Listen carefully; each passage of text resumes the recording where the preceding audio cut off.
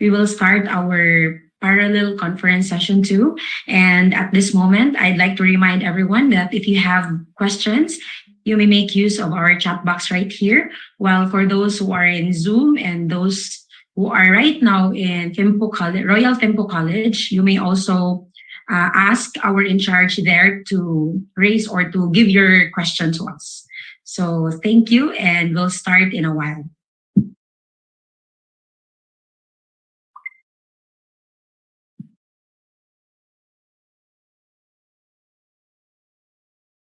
Recording in progress.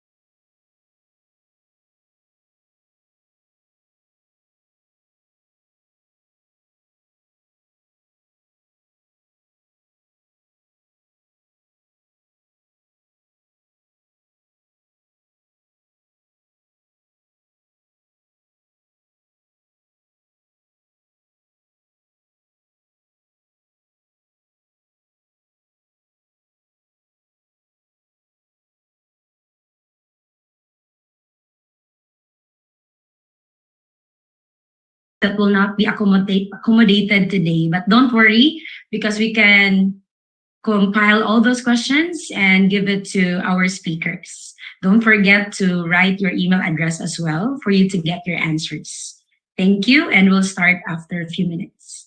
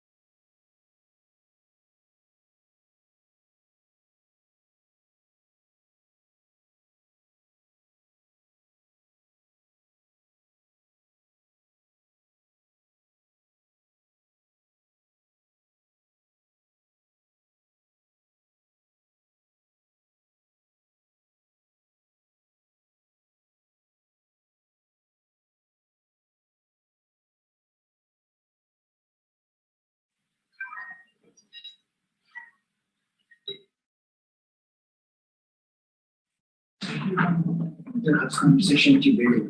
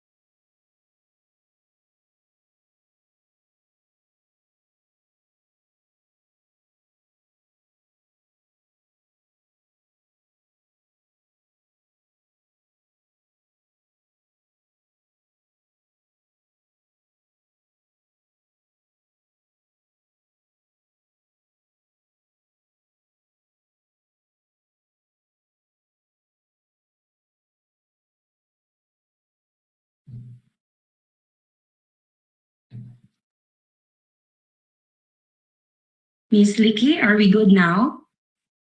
Yes, Lopez, we can start. All right. All right, so welcome to the Parallel Conference Session 2.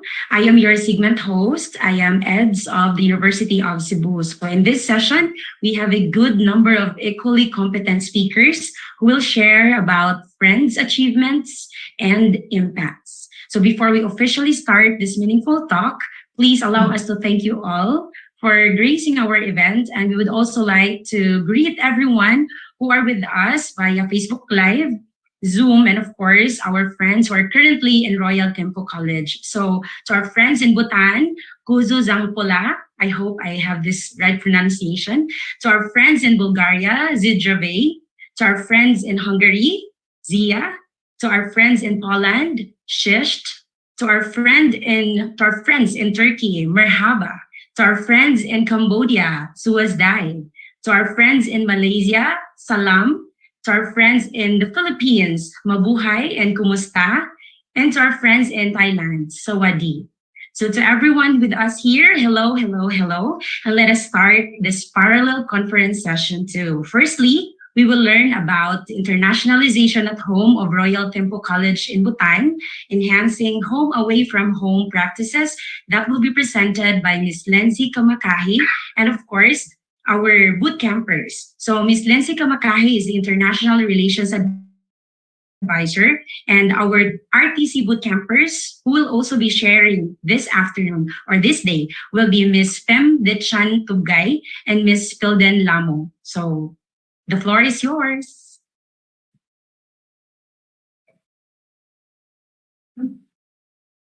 Thank you, Eds. That's a lovely introduction. Can you hear on it your end? Perfect. All right.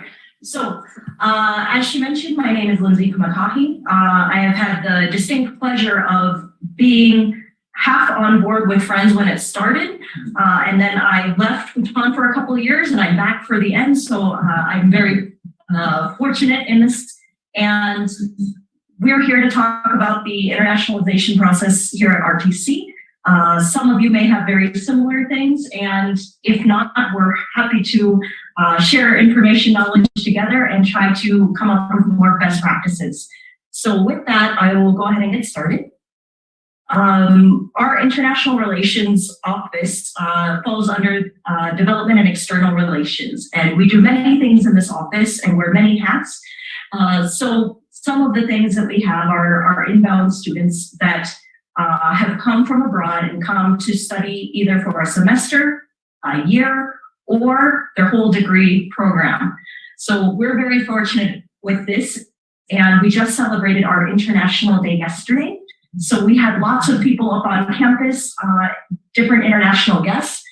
But in this, we're going to talk about our international exchanges and what we try to do for our inbound students before they get here. Now, before they even arrive, we're in touch with them because if you are aware of Bhutan's immigration policies, we have to have a long leeway in order to get everything done to get them here in time for the semester to start. So we're in touch with them maybe 2 to 3 months ahead of time, and we are working with them to try to figure out what all needs to be done. So the regular processes of the application, the regular processes of an interview to make sure that it's a good fit and that their expectations of what they want and our expectations of what a student should be are the same. We do the visa application with them, and we give them the tentative schedule ahead of time. And the reason for this is many foreign universities don't have the same type of scheduling that we do because we have that long winter break because it's very cold up here. So our goal is to make sure that they're aware of what they're getting into before they get started with us. We help them out, of course, with packing lists and trying to coordinate flights because for those of you that have not been to Bhutan yet, there's very few airports that we can work with. So we have to get you to an airport so that you can get here. And we have a discussion on internships for credit because in Bhutan, we can't do paid internships, but we can do internships for credit, which is great for us. And it's a great experience for the students as well. So these are the types of things that we do before they even arrive. Now, when they get here, they see a lot of our office. We do airport pickup, and it may not be us, but we have often assigned international buddies to them. And this is students that really want to be involved. Maybe they can go abroad, maybe they can't, but they want to be involved with the office and they want some exposure. So some of these tasks that need to be done, that are very important tasks, we can hand off to the students, and they have a great time doing this. So they can answer all the questions about student life and living on the dorms and things of this nature. When we get them here, if we get them with their buddies, then they're not the only ones living on campus because we invite them in before the rest of the students come. We invite them to move in and we try to get them situated, get accommodated to this area, RTC, and everyone around because they'll be the only one here for about a week. The rest of the students are still on vacation. We have our mental health and our physical health resources on campus. We work in tandem to make sure that everyone's adjusting and adapting properly. Concerning the physical health, we make sure that in their packing list, if they have any medications and such that maybe is not available here in Bhutan, that they bring enough for the entire time that they will be here. Class selection is always a fun one because some classes will not transfer back to their home universities. So we want to get this underway as early as possible and try to get them in things that are interesting for them that they couldn't take at home. We take them around Timbo. We often let the buddies and the roommates take them around so that, again, they can find what they need. RTC expectations. We have different rules that, as every university does, that we have to fulfill. So we want to make sure they know what's going on before we get too far into the semester.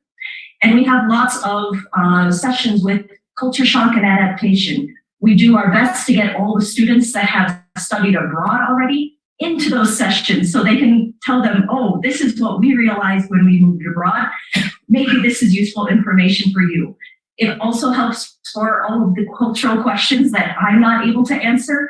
Although I've been here for many years, some of the things I am just not sure of. And so I have to direct that to my lovely colleagues. When they come here, it is that they are expected to do the same things as our local Bhutanese students. And for some of them, it's very interesting. They're not aware that we have things like an attendance policy. Currently, it's at 90%. Many foreign students have not had an attendance policy like this before, so it takes some getting used to. When they get here, we have an orientation so that they can meet all the key people on campus. So from our college management committee, who are the mentors who take care of the dorms, who do you need to talk to for transportation, all of these things, and show them our website so that they're able to figure out what it is they need. For student life, when they come, they're the only ones on campus. So we tell them, don't worry, there'll be more students soon. But for now, with your buddies, your RAs, the roommates, please, try to figure out where everything is before it gets hectic and the semester starts. There are many sessions, and we're very fortunate to be in Thimphu and have lots of guest speakers be able to come in and talk about adjusting to life in Bhutan. And then we get them enrolled with what's needed. We continuously through the semester have meetings with the students to try to work on feedback and monitoring. If we know about any problems or adaptation or any food issues, often the foreigners cannot eat spicy chilies as much, we can try to solve these problems immediately when we find out about them. If they wait till the end, we can't do much about it. So we try to get continuous feedback from them. And when we've given them a chance to sign up for courses and to try some out before they're put formally into the classes. So they're able to do all of these things. And so you'll see many of the foreign students are in with a lot of the Bhutanese students. And what this does is it makes both the students and the lecturers have an understanding of what are the differences in classroom policy. Things that people have commented on are sometimes in Bhutan, the students talk amongst themselves, and whether they're getting definitions or trying to figure out concepts, it's a very foreign concept for a lot of our international students. So this is a great way to share and figure out what's going on. Now, once they're on campus, we don't leave them be all the time. We have meetings to make sure everything's going well, and we separate out the international students and their roommates, but we have meetings with both groups so that they can give feedback without saying, my roommate did this is very awkward. And we can try to sort out some of these problems that are potentially just cultural and would have solved themselves if they were communicating about it.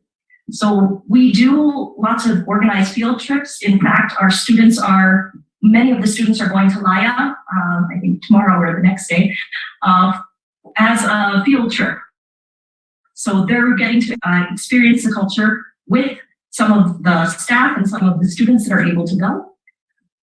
We continue to talk about adaptation because this is a never-ending thing. Things always happen and we always want to try to figure out what we can do. And then we continue to make sure that the logistics are sorted out. So even though we're not ending the semester now, we're already asking about travel plans back, what are they doing for the winter break, and trying to figure out what it is they need and anticipate their needs before they know them.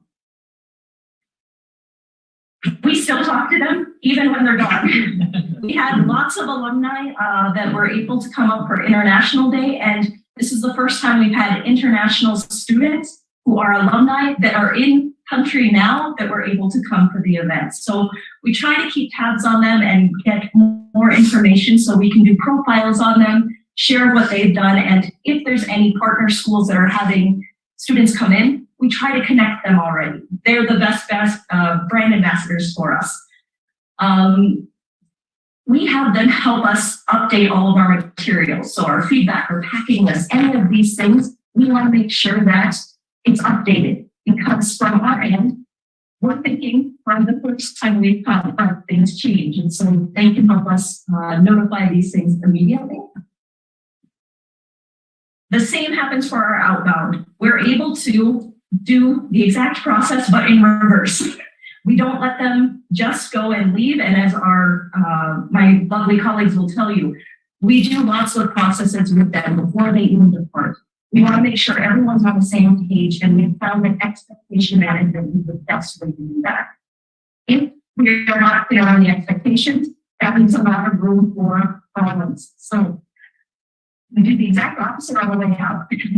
And especially for here, a lot of the students need visas for different places. So we have an entire mapped out process on how to get to Delhi, how to apply for visas, and we have videos and seminars, and sometimes they're very tired of talking to us, but this is what it is.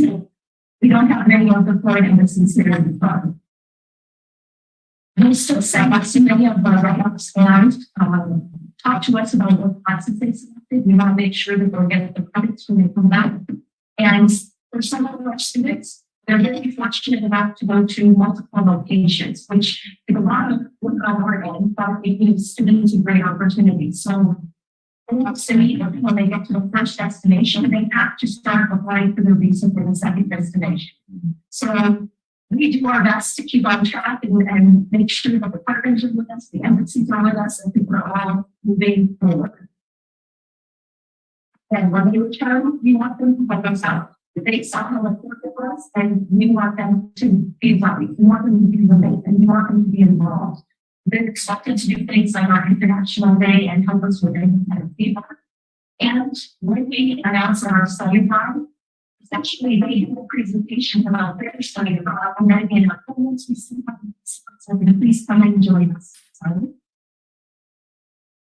just some pictures because pictures are fun of our students being in different locations. We may have to update the plans, but this is what happened a lot with pre-COVID. If you have any questions, I'm happy to help.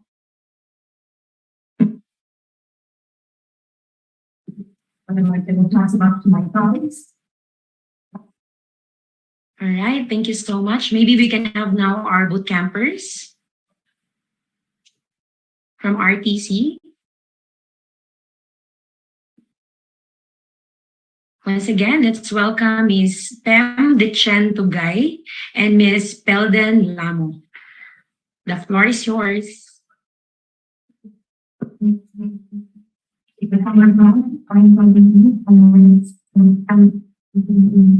used to doing manipulation. It's not about the space when it's not for the same not sufficient to go to the main for this one. I want to it's very curious to share our experience in the camp in Bulgaria. So I divided my time in three sessions. First is level learning, second things, and third is things that they want to do. And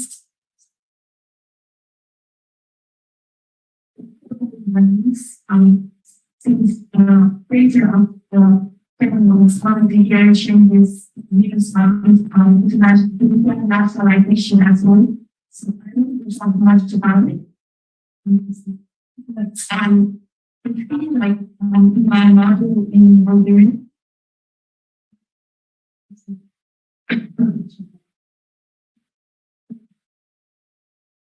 Basically, because of the learning stats we had in Bulgaria. First was intercultural competence, symbolic teaching, and information. So, things and living in a very dynamic roles, we need to be very sensitive. And whenever we work in multicultural settings, so it's going to be learned about how to be more competent in multicultural settings and reflect on multiple concepts of culture, and we also had student team building sessions, which was really fun. And to code it in event and all, we need to code it, so definitely we needed to learn how to pitch an idea as well. And so some of the overall learnings that we had. And the second one is the in place. Every weekend we had like filters, filters, and giving us a very, very good place. Starting from the most family, we will reach to very good beaches in Rwanda. And it's really a lot of like fun experience and also some like grateful experience, which really because of how different our cultures were. And as you can see here, you can see a lot of seafood. And Bhutan being a landlocked country, we don't really get to eat seafood here, so it was a very fun experience for us as well. And the highlight event of us was like amazing weddings from 5 different countries. So this is a very catchy phrase, friends of the friends burger. That's what we like, what we boot campers like to call this whole thing about. So we had a lot of friends, especially from the different Indian universities. And we learned that even though we're from the same part of the world, which is in Asia, we learned how different all of us were, especially in our cultures. And it was a very fun experience. And we also got to like integrate food that we cooked it ourselves, and we also presented our like dresses and other things to them. So you can see here, we had our friends from different Asian countries to buy our kiras and to go, and we also had really fun events as well. So that basically sums up my experience. Thank you. So good afternoon. I'm David Shibagi. I'm currently in my second year. I'm pursuing a bachelor's in commerce with a major in finance. So I was also one of the lucky participants who got to go to Bulgaria. So just as Sally mentioned, our experience was a very individual experience. And for me personally, aside from making many friends and memories, I was able to learn how the intangible aspects of our culture influence our day-to-day decision making as an individual and as a nation as a whole, because we learned of various indexes which allowed us to analyze and predict the GDP and the behavioral traits of a country. So through this, we were made aware of how important it is to be interculturally aware, especially coming from a small nation like ours. So we would like to thank the Erasmus Plus Friends Project and RTC for giving us this opportunity.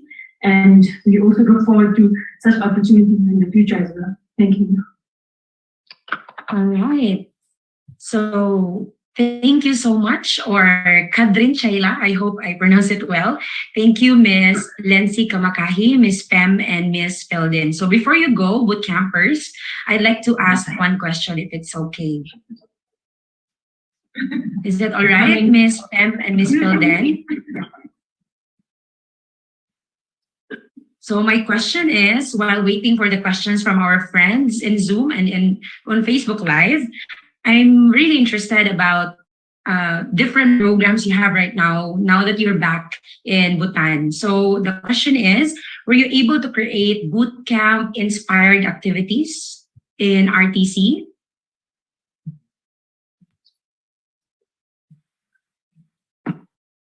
I think one of the final outcome of this whole project was the tea house, Frank's tea house. So basically, the whole concept of tea house is having internationalization at home. So at the tea house, we conduct various different projects, and we also have dinners where dinner where international students can come and they can cook their various dishes, and us from the town, we also present our own food and we interact together.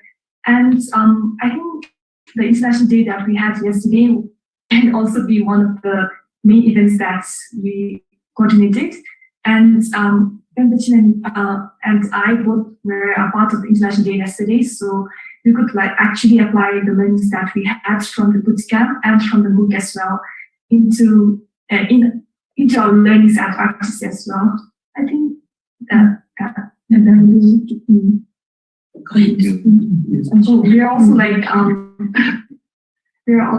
we also popularized the MOOC to our various students, and we also informed the students about the whole online course in the tea house and through the social media platforms as well. All right, thank you so much. How about the other boot camper? Would you like to share something?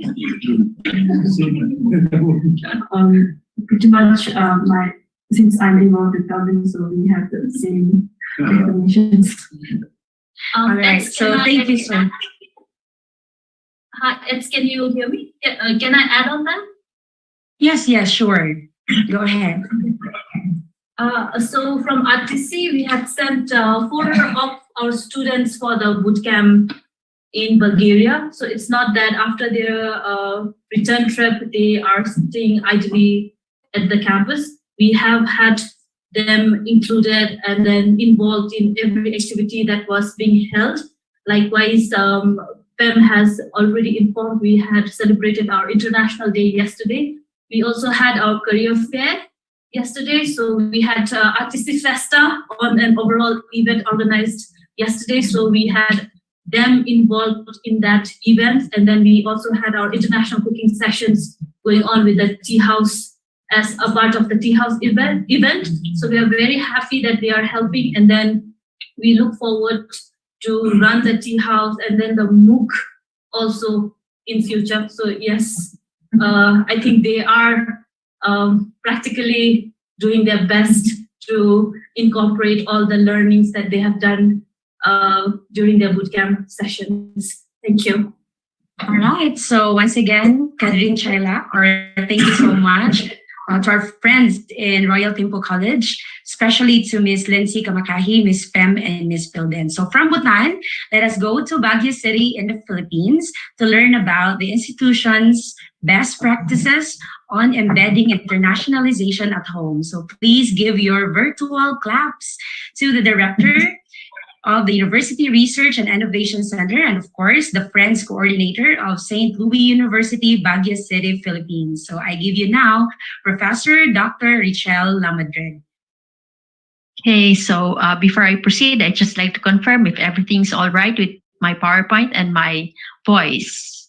Yes, everything's all right. Okay. Go ahead. Yeah, so good afternoon, our friends from Bhutan, and also the friends, family, and the world who are watching with us with this webinar.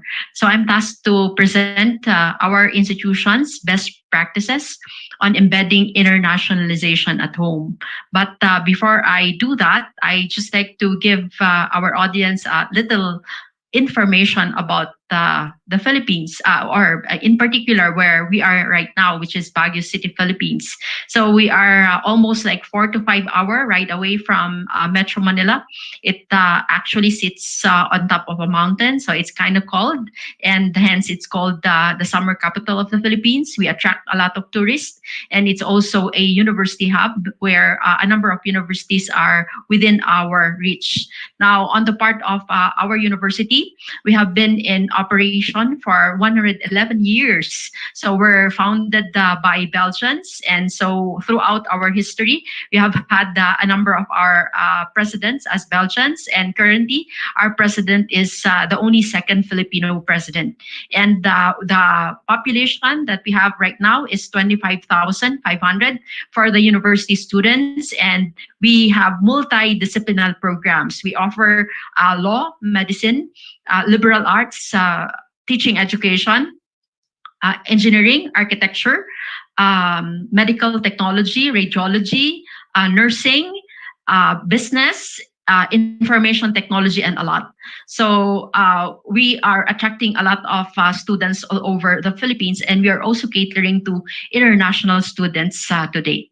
And so just to refresh our memory of how we define what internationalization at home is. So as you can read from the definition on the slide, it's the purposeful integration of international and intercultural dimensions into the formal and informal curriculum for all the students within domestic learning environments.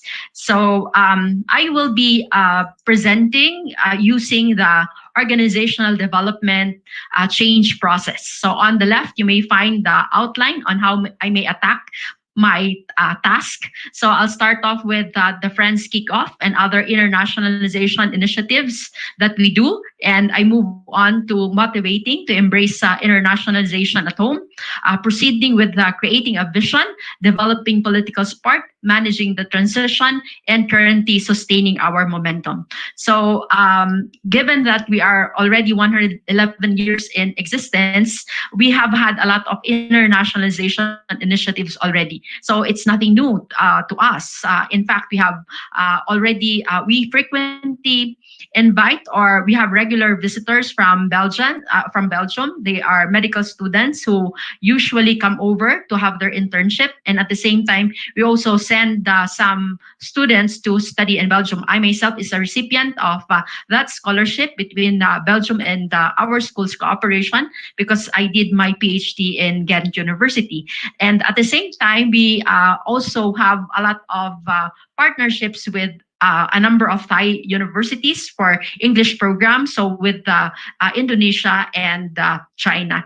So that's nothing new to us. But then again, with Erasmus Plus Friends project, there now it has now become purposeful in our way on how we may inject this internationalization and intercultural dimensions into our domestic learning environment. So now there's a brand which we can call as friends, because before we offer all these initiatives but spontaneously and as the need arises. Now we put a brand and we are grateful for that. Now we call it friends. Whatever we do in the light of nurturing campus diversity and supporting internationalization at home. So we started off embracing what internationalization at home is with the motivation.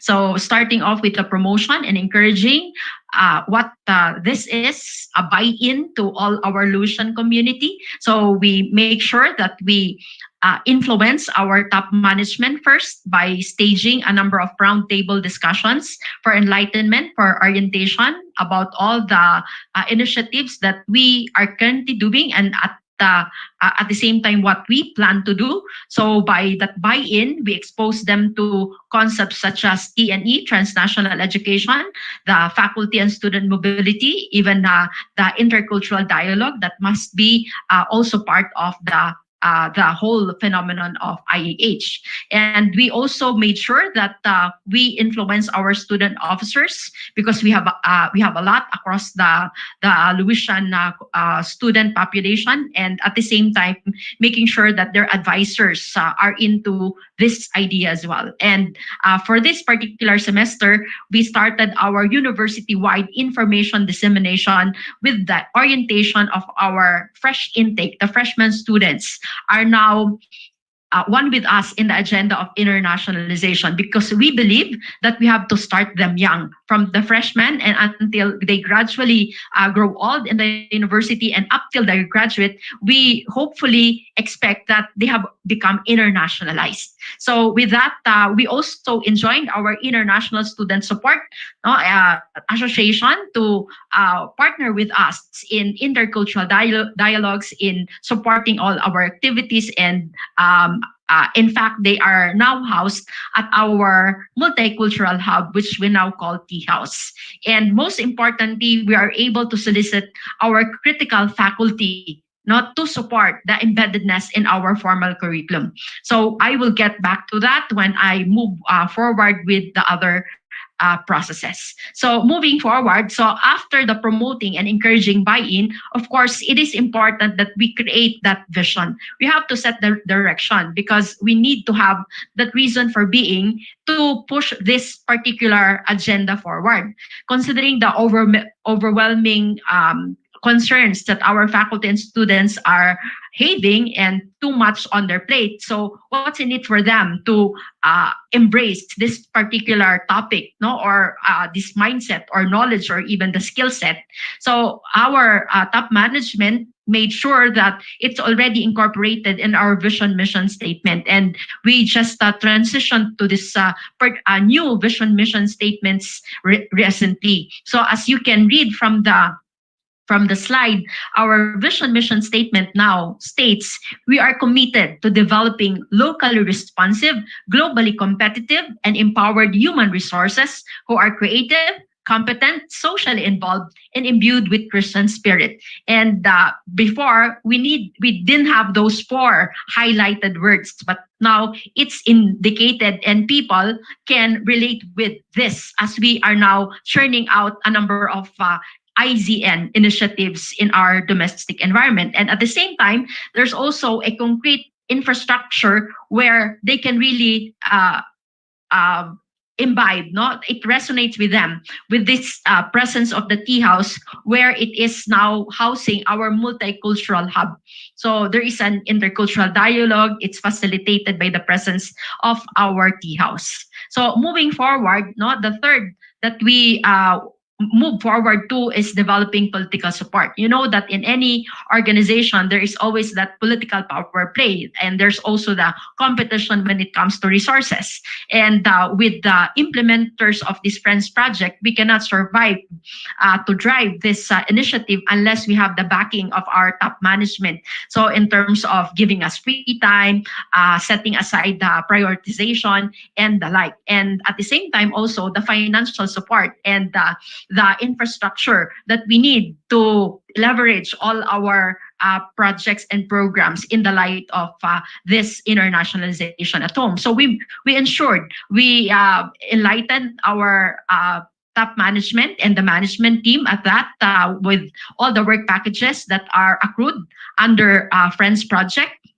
And during strategic planning, operational planning, even the academic calendar, we made sure that all those elements are indicated there, so that people are always consciously aware what things are happening in our university. And the one of the best practices that we have right now is, as you can see, all the core team of implementers are in attendance, and these core team of implementers are actually strategically assigned with the student care and support, be it international or local students.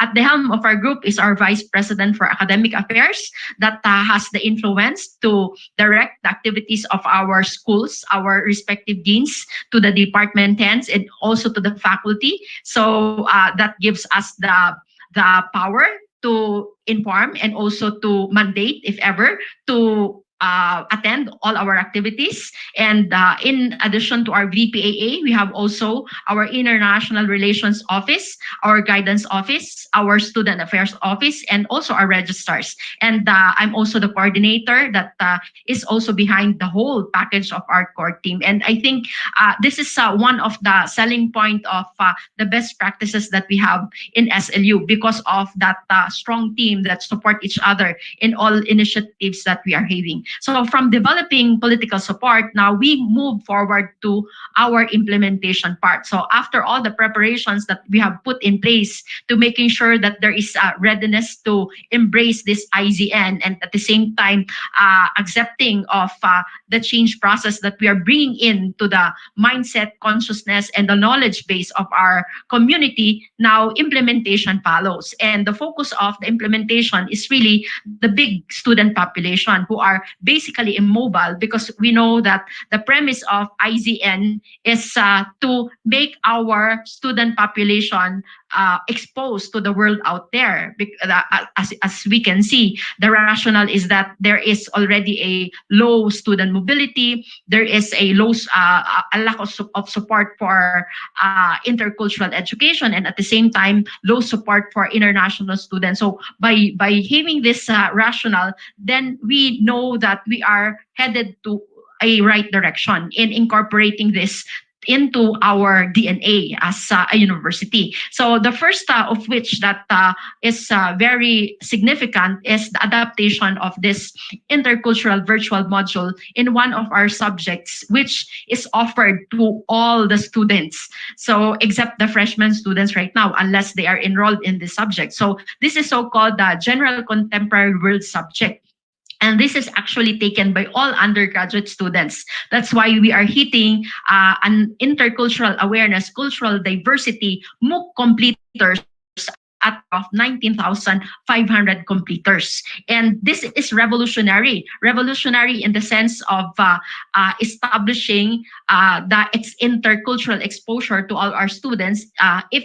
And you can even validate that if you come over physically to our campus and you bump into a student and you ask, have you been exposed to any intercultural knowledge or even learning in the campus? And most likely, everybody would validate that claim, primarily because everybody has actually enrolled in this subject. And this is a substantial value-adding element to our achievement of really inputting the consciousness on IZN, no, in our genetics, no, as a university. And aside from there, of course, we also encourage all our students to submit a TikTok or digital storytelling video where they will relate their intercultural exposure, and thereby leading them to acquire this intercultural virtual certificate, which, as mentioned earlier by Christina,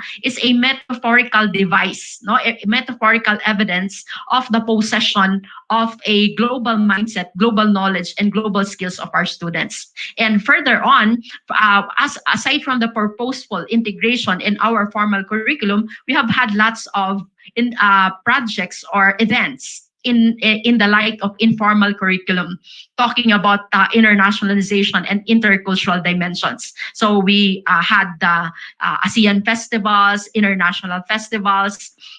We made our 5 boot campers as ambassadors in all our dialogues. We invite them to talk about their intercultural experience, especially with their 1 month exposure in Varna University of Management. And we have also career fairs where we invited numerous companies to showcase their companies to our students. And the theme is all about local markets for global talents.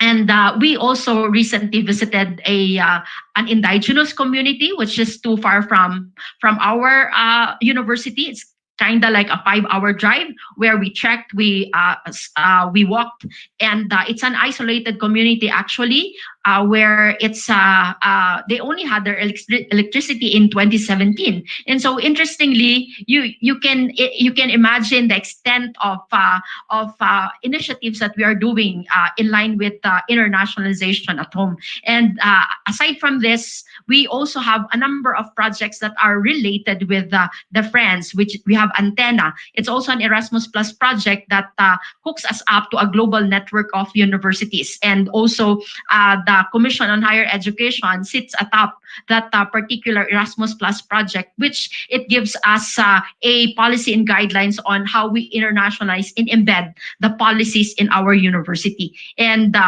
again, we have a number of strategic partnerships. We are a member of an ASEAN mobility kind of program, and we have also partnerships with British Council, with U.S. Embassy for an English MOOC for that matter. So moving.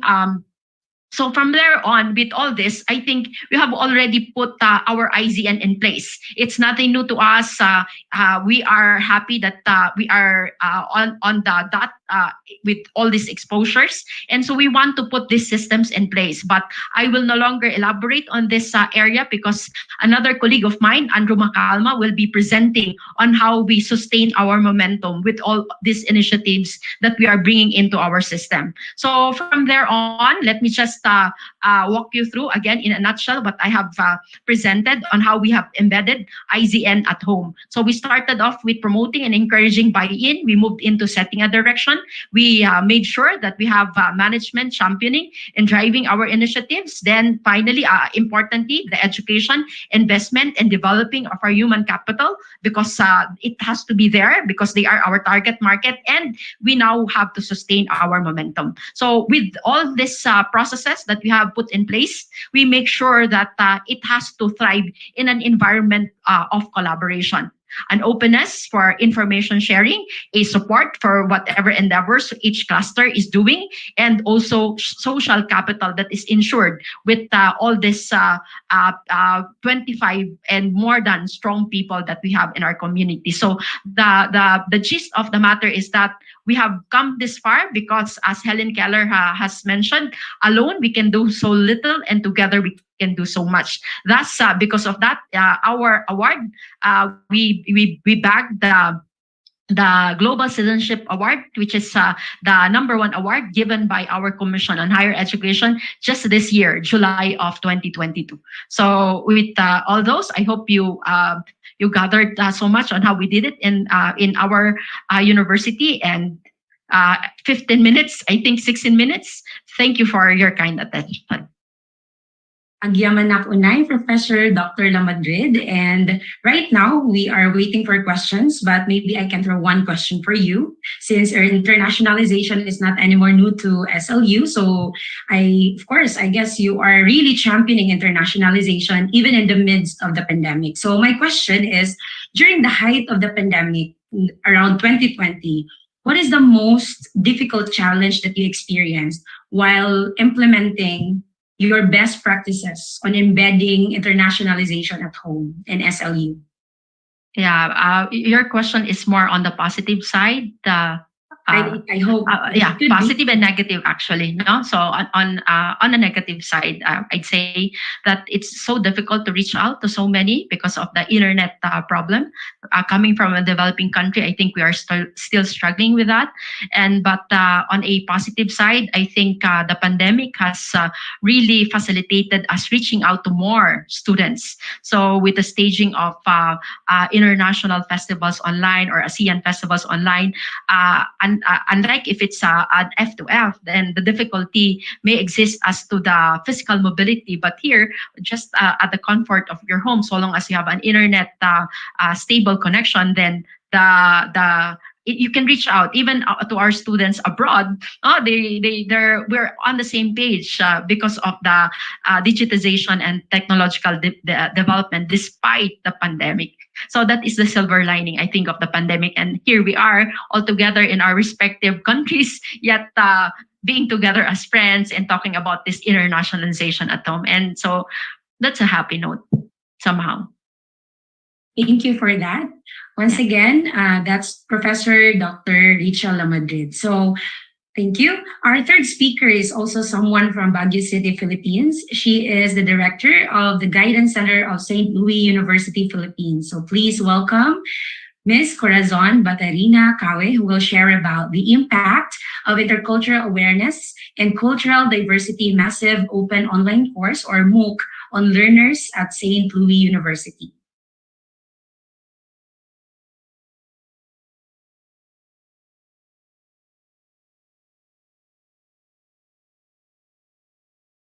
We can't actually hear you. Yes, I Live guess. screen already, Ed? Yes, I can already see it, but can I ask if you can press the full screen Yes. icon? All right. There. Yes, all right. We can see it clearly. Thank you. All right. The floor is yours. Thank you so much, Ed. So my topic today is on the impact of intercultural awareness and cultural diversity through MOOC on learners of St. Louis University. However, my focus is specifically on the testimonies or stories of the 5 Louisian bootcampers who themselves successfully completed the MOOC. I can say that one of the immediate impacts of the MOOC is the interest of the bootcampers to participate in the digital storytelling to chronicle their journey toward intercultural awareness and cultural diversity. Hence, I am to share to you the highlights of the testimonies of the 5 Louisian bootcampers, covering the pre-boot camp, during the boot camp days, and the post-boot camp. Theirs are great stories meant to be told, the lessons and insights from their boot camp experiences. Looking closely into their individual stories, which are based on their own personal versions, share distinct and or common experiences, highlights, or themes. Thus, my framework of presentation is on the dominant themes of their lived experiences as boot campers. The pre-boot camp experiences. Their stories combined reveal the following themes. Number 1, anticipating adventures. Number 2, experiencing anxiety. And number 3, acknowledging one's limited cultural awareness. Their positive anticipation to adventures was very evident. Like any typical young people nowadays, the prospect of traveling to a foreign country, especially for the first-timers, stimulate their sense of adventure to navigate unfamiliar territories and getting out of their comfort zone. So one of them said, and I quote, "This entire intercultural bootcamp experience came with a lot of firsts. My first airplane ride, my first out of the country trip, my first time interacting with individuals from different parts of the world. Quite frankly, my first time ever to get us lucky enough to be chosen for something extraordinary." End of quote. However, the excitement for the adventure is coupled with anxiety feelings.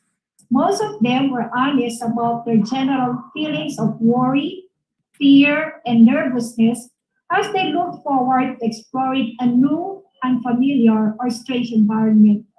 The uneasiness was also a concern on how ready and able they are in handling cultural differences in real time. Again, one of them shared, and I quote, going to Bulgaria to represent our country and institution was a great adventure for all of us. Though I had butterflies in my stomach, which I could not describe the feelings that I have as we get closer to our destination. Once we arrived in Bulgaria, there was a mix of happiness and nervousness. End of quote. Lastly, the admission of the lack of cultural awareness and understanding was also common among them. One admitted, and he said, I did not know that I knew nothing. I knew that I had no idea what Bulgaria is like. Now, it is also worth highlighting the experiences during the boot camp days. Their testimonies further reveal that their experiences were not all easy, but there were a tinge of challenges or barriers to hurdle along the way in their desire to immerse themselves fully in another culture. These field experiences include one, finding themselves in little groups, staying together with the same nationality, and gradually branching out, reaching out as they discovered unity amidst diversity. One revealed, and I quote again, I found it quite surprising how, in a span of just 4 weeks, we had a deep and meaningful connection. And then, number two, excursions to different places and visit beautiful tourist spots. Three, business cards exchanged in order to foster or seal connection and friendship even beyond the boot camp. Four, invitations to visit each other's country was a welcome and something they look forward to. Notable is one challenge they had to address, and that is to break the language barrier. There were other exciting events that made their camp memorable, and these include the following. First, showcase of national costumes. Second, exchange of tokens to remember or a souvenir or a keepsake. And third, the crash course on pitching and presenting. And we have the fourth one, casual hangout party to loosen a bit. And finally, finding laughter and treasuring funny anecdotes of even getting lost in a city together. One was grateful to say, I enjoyed the educational discourse in room 104 of Varna University of Management. Diversity was also observed among the professors. Now, how did the boot camp change their lives? Here are themes of their post-boot camp stories. There are undeniably significant realizations that have left imprint into their lives. One, forging connections. Two, appreciation of cultural diversity. And three, cultural competency advocacy. First, forging connections is paramount. This means that one, the power of face-to-face interaction among culturally diverse participants cannot be undermined. Second, connecting with each other allowed them to step out of their comfort zones.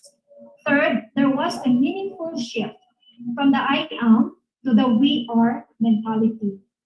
The second significant realization is appreciation of cultural diversity. First, the words internationalization and intercultural have taken a new meaning for the students.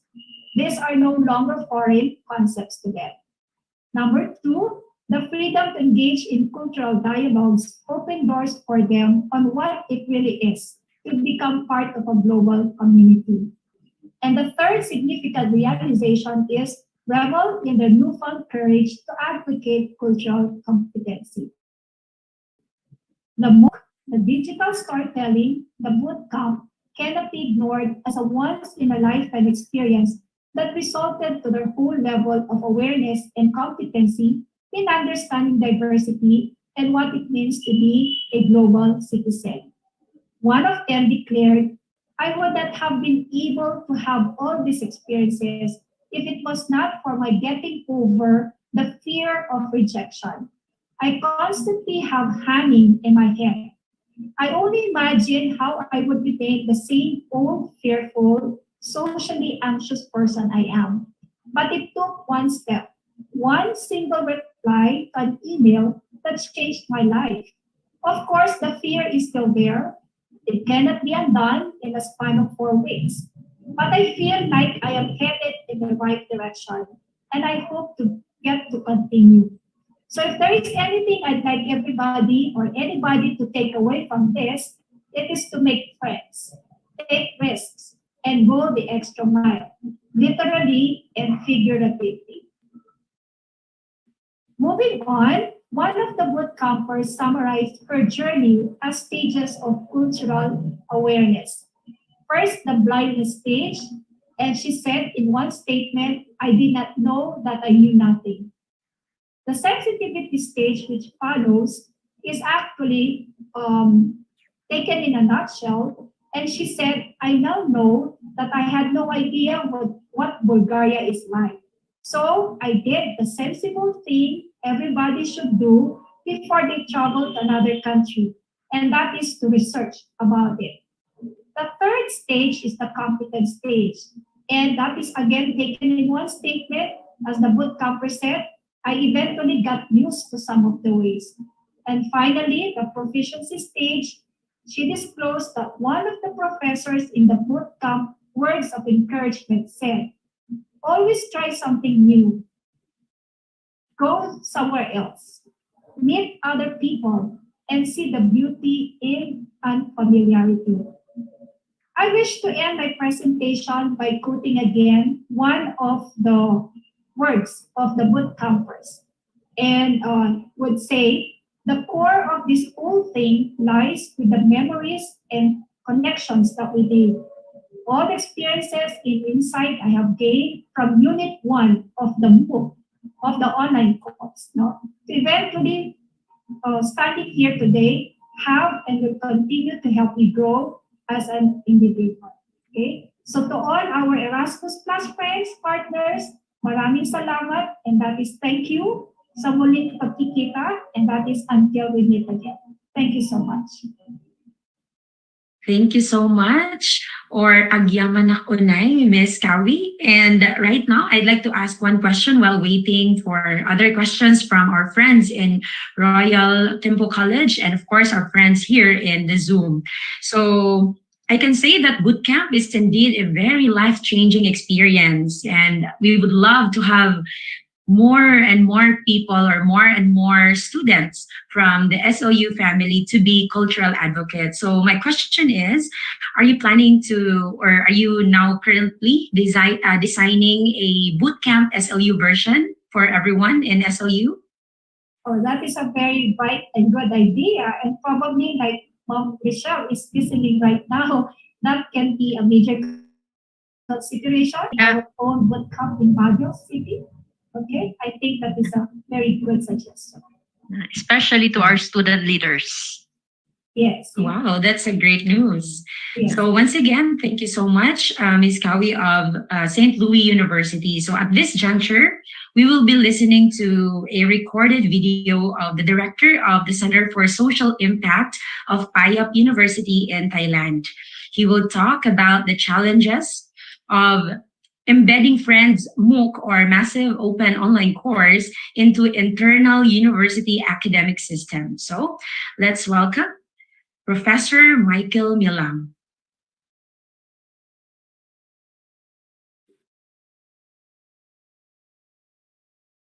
We would like to request our team from APU to present the video of Professor Mike. Thank you.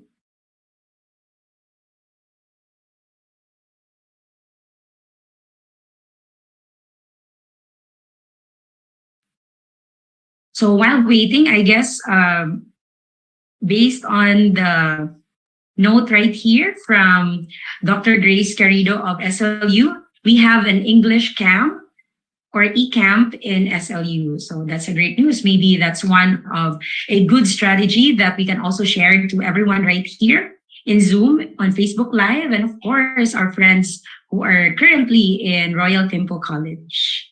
So right now we have the video of Professor Mike. Good afternoon, and thank you for joining the Friends Final Dissemination Conference. Apologies for not being able to be there in person, but I hope that you will find this pre-recorded presentation interesting and useful. The topic of the presentation is the challenges that we have faced at Pipe University, trying to embed the Friends MOOC course into the academic system.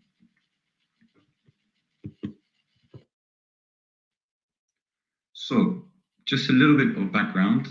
Pipe University is a private university located in the north of Thailand in the city of Chiang Mai. It was founded in 1974. Currently, we have about 2,500 students who study in 12 different faculties, and we have degrees at the bachelor's, master's, and also at the PhD level. Although the MOOC course itself is focused on the bachelor's students. In terms of the course itself, so the Intercultural Awareness and Cultural Diversity course, IACD, was developed as part of the Friends project to promote intercultural competence and sensitivity to cultural diversity. The course content was designed mainly by the European project partners. It is a self-paced course in its present iteration, and the students on completion receive a certificate that is issued by the consortium. The course content is varied, as you can see from the slide, although it is divided into 3 different sections. Really, the first part is related more to the theory of culture, understanding of culture. The second part is related to European culture. And the third part is more practical, related to communication strategies and communication competence. So the course itself was first offered as a pilot, and then once it was fully tested, was opened as a paced course where students went through units each week. But the idea of the exploitation of the project is for this course to be embedded in all of the partner university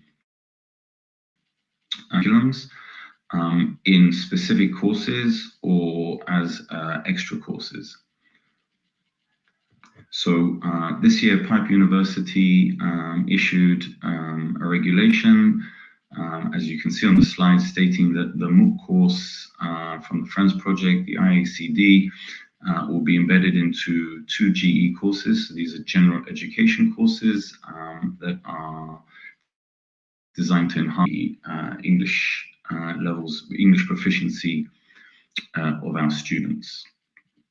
However, the challenge has been that we have been unsuccessful, really, if we're honest about it, in getting students to enroll in the course previous to it being a required course. So as of September 2022, so these statistics do not include students who are now undertaking the course, the GE courses. We only had 28% of students who registered actually completing, and that is about 115 students. So it took us 2 years to actually be able to embed the course within the general education courses that I showed you on the previous slide. So this presentation is going to be talking about the challenges that we faced, and some of them we still face, solutions that we came up with, and the lessons that we've learned, which will be useful, we hope, for other universities implementing similar projects, or for Pipe University when we implement other MOOC courses. So the first challenge that we faced And I think this is something that generally Thai universities may have a disadvantage in compared to our other colleagues from other partner universities, is the English levels that our students have. So there are many rankings of global English levels. This comes from the EF Proficiency Index, the EPI, which is one of the largest ones.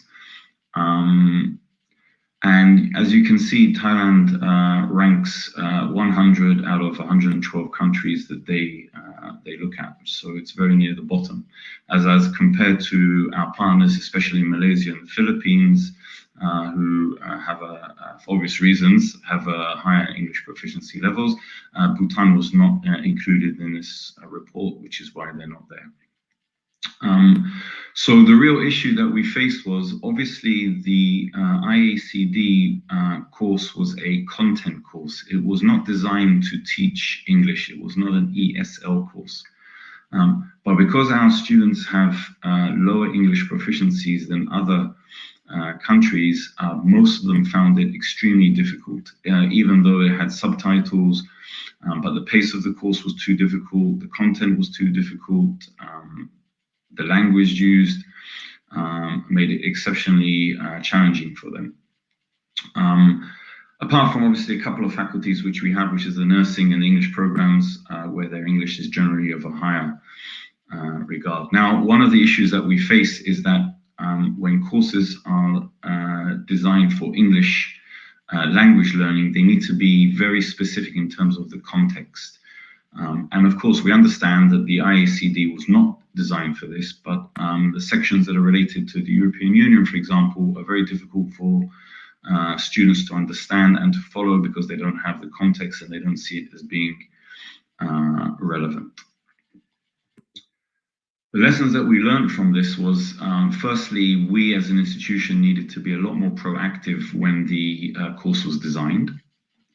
We needed to include the ESL teachers in the design of the course.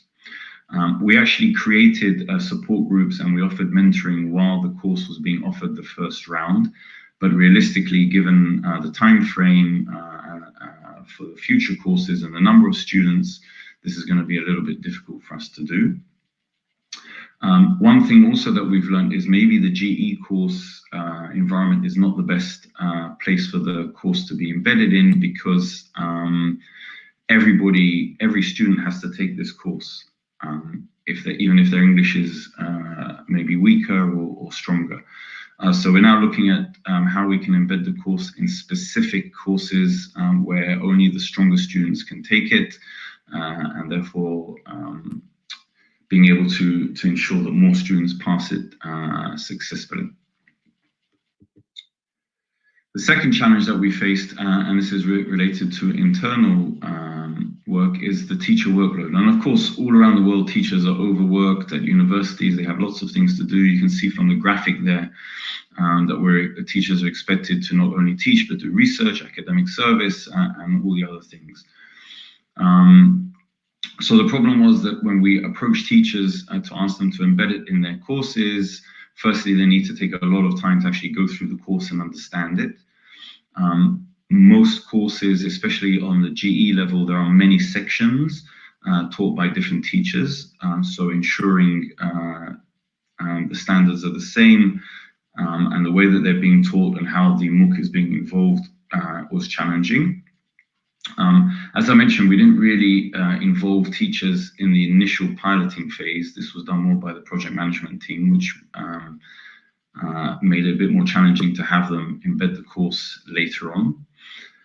So what we learned from that is, firstly, to really figure out right from the beginning which course is the best course to have this MOOC embedded into.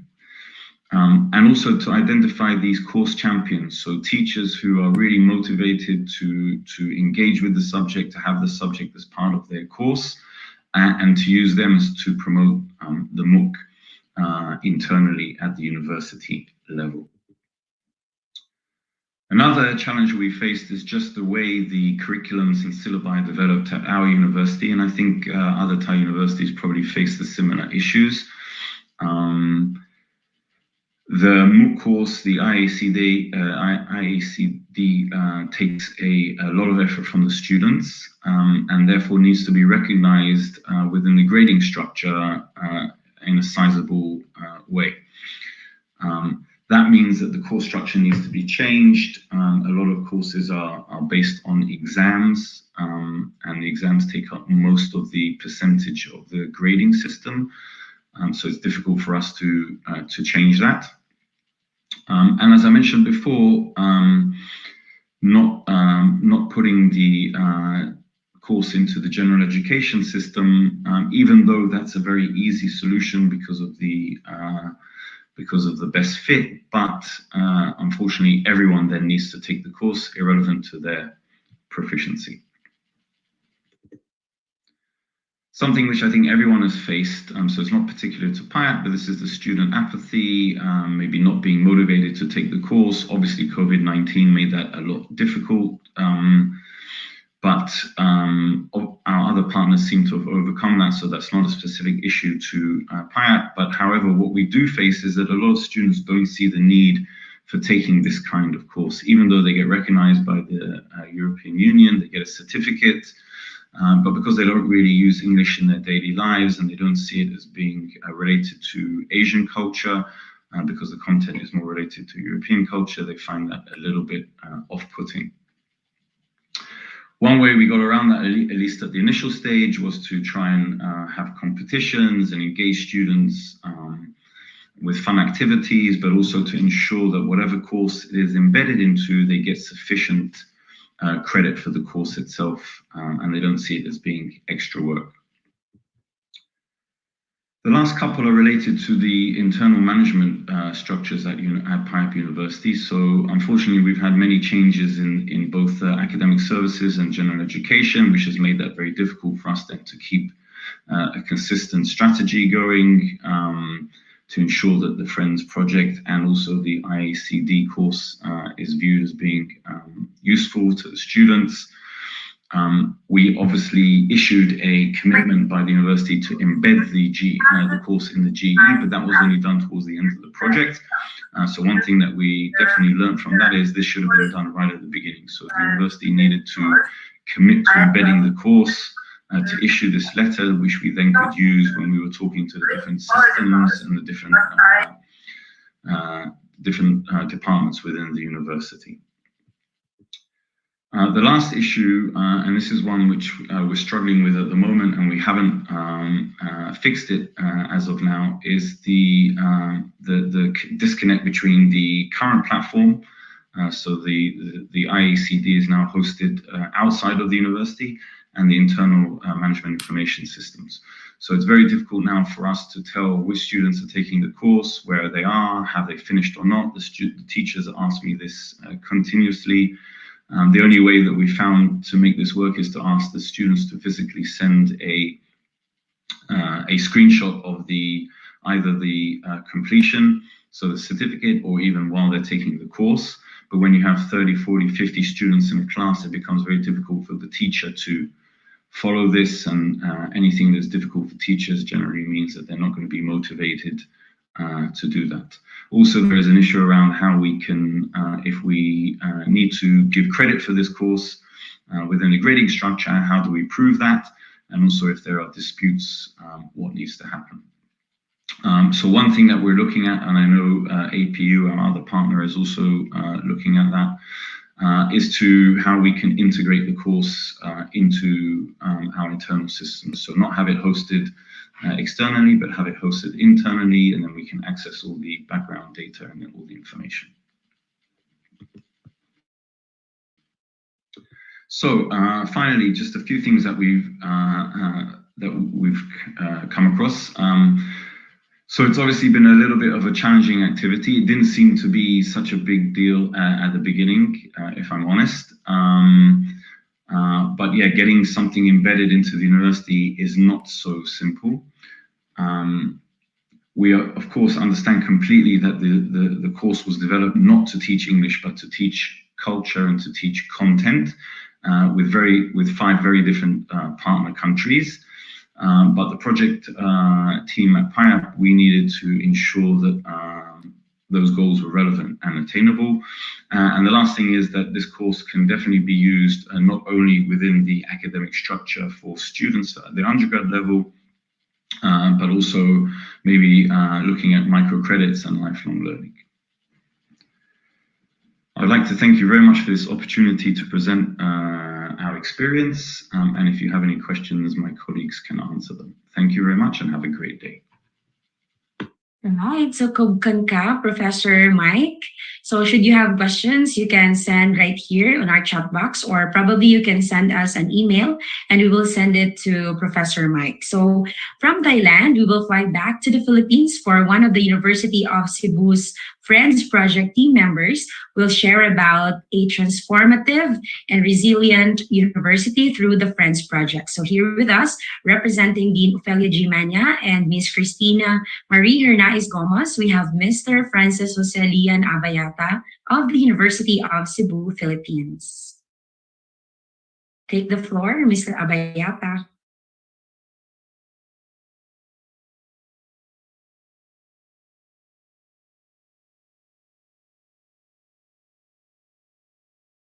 Currently, we cannot see the slide.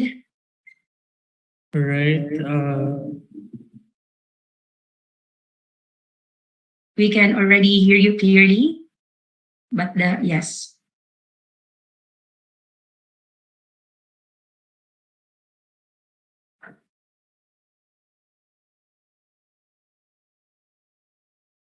Once again, we have Mr. Francis Jose Lian Abayata, our one of the University of Cebu's Friends Project team members. Okay. Good day, everyone. Good day, friends.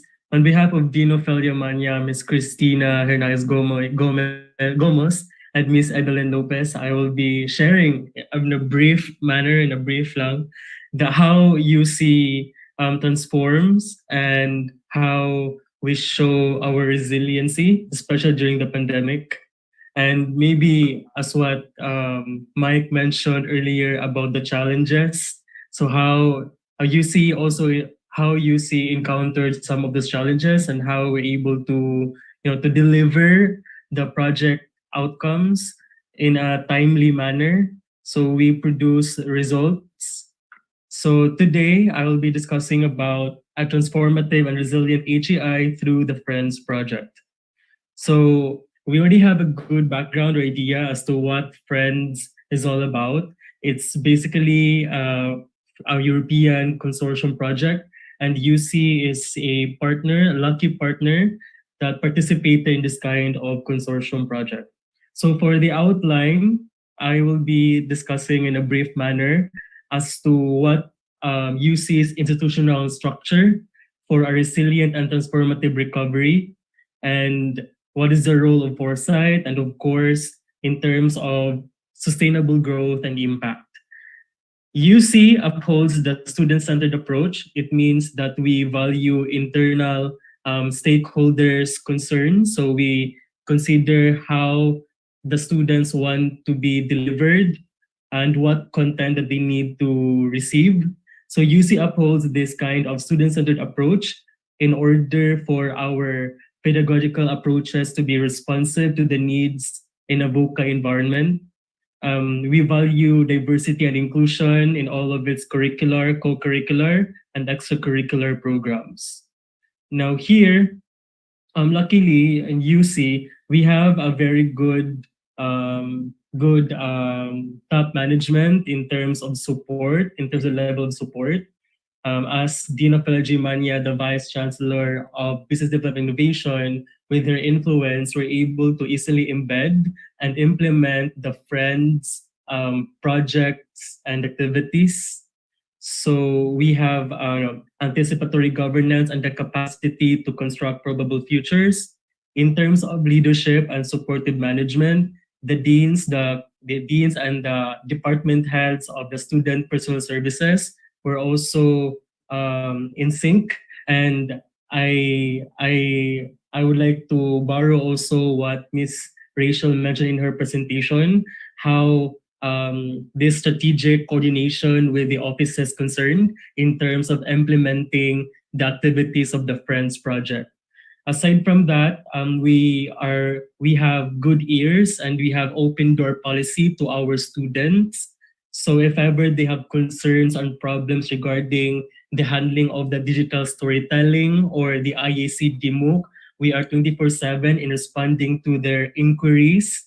So with that, use the students who participated in the MOOC and making their DS stories or digital story entries. No, yeah, they were motivated. They're motivated to share the stories because they know that they have people backing them up or helping them if ever they have concerns regarding the MOOC and the DS stories. So as you can see here, this is the institutional framework of the University of Cebu in terms of how we value resilience. We envision that UC will be an example of a modernist, accessible, and a good and an internationalization of an HEI system in the Visayas region. So for that to happen, we have the three core resilience dimensions. Number one is to build strong partnership and coordination with our local, national, international communities or organizations. Then, of course, to produce globally competent graduates, which in link or in sync with our UC graduate attributes, as mentioned, include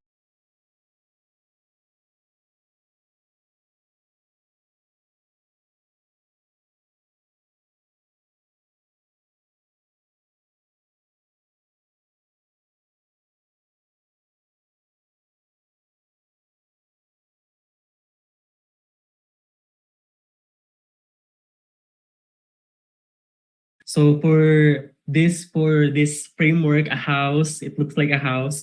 For it to yeah, so we have this UCEU work packages. So we need to implement those work packages not just within 2 or 3 years, but of course to sustain that in the long run. And here, in terms of the role of foresight, you see through its top management, we have a consistent consultation with our students. And because of that, we got data, we got responses from them that um, having the massive open online course is actually a blessing for them, simply because, especially during the career fair, they acknowledge the importance of enrolling in the MOOC because it helped them to be, I know, they were hard on the spot because how they converse, how they presented themselves during the career fair. So through the massive open online course, our students were offered international exposure, and then through the updating and our responsive TOS activities, we increase our enrollment data regardless of the pandemic. Now here, we recently conducted the Friends report card day, the final report card day. And in this, albeit with limitations, despite the pandemic, UC employs strategic collaborations.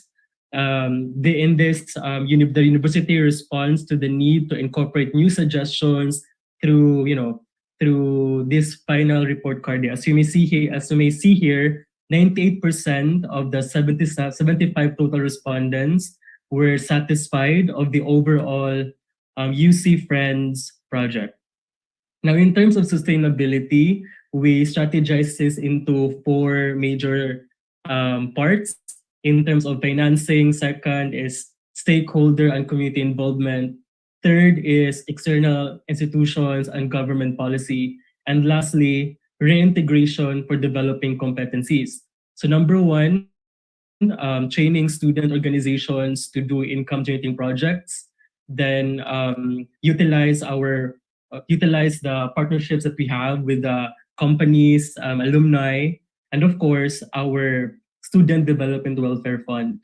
For the stakeholder and community involvement, integration of the MOOC and DS, not just within the UC system, but also to replicate such and extend this kind of project to other external HEIs in the Visayas region.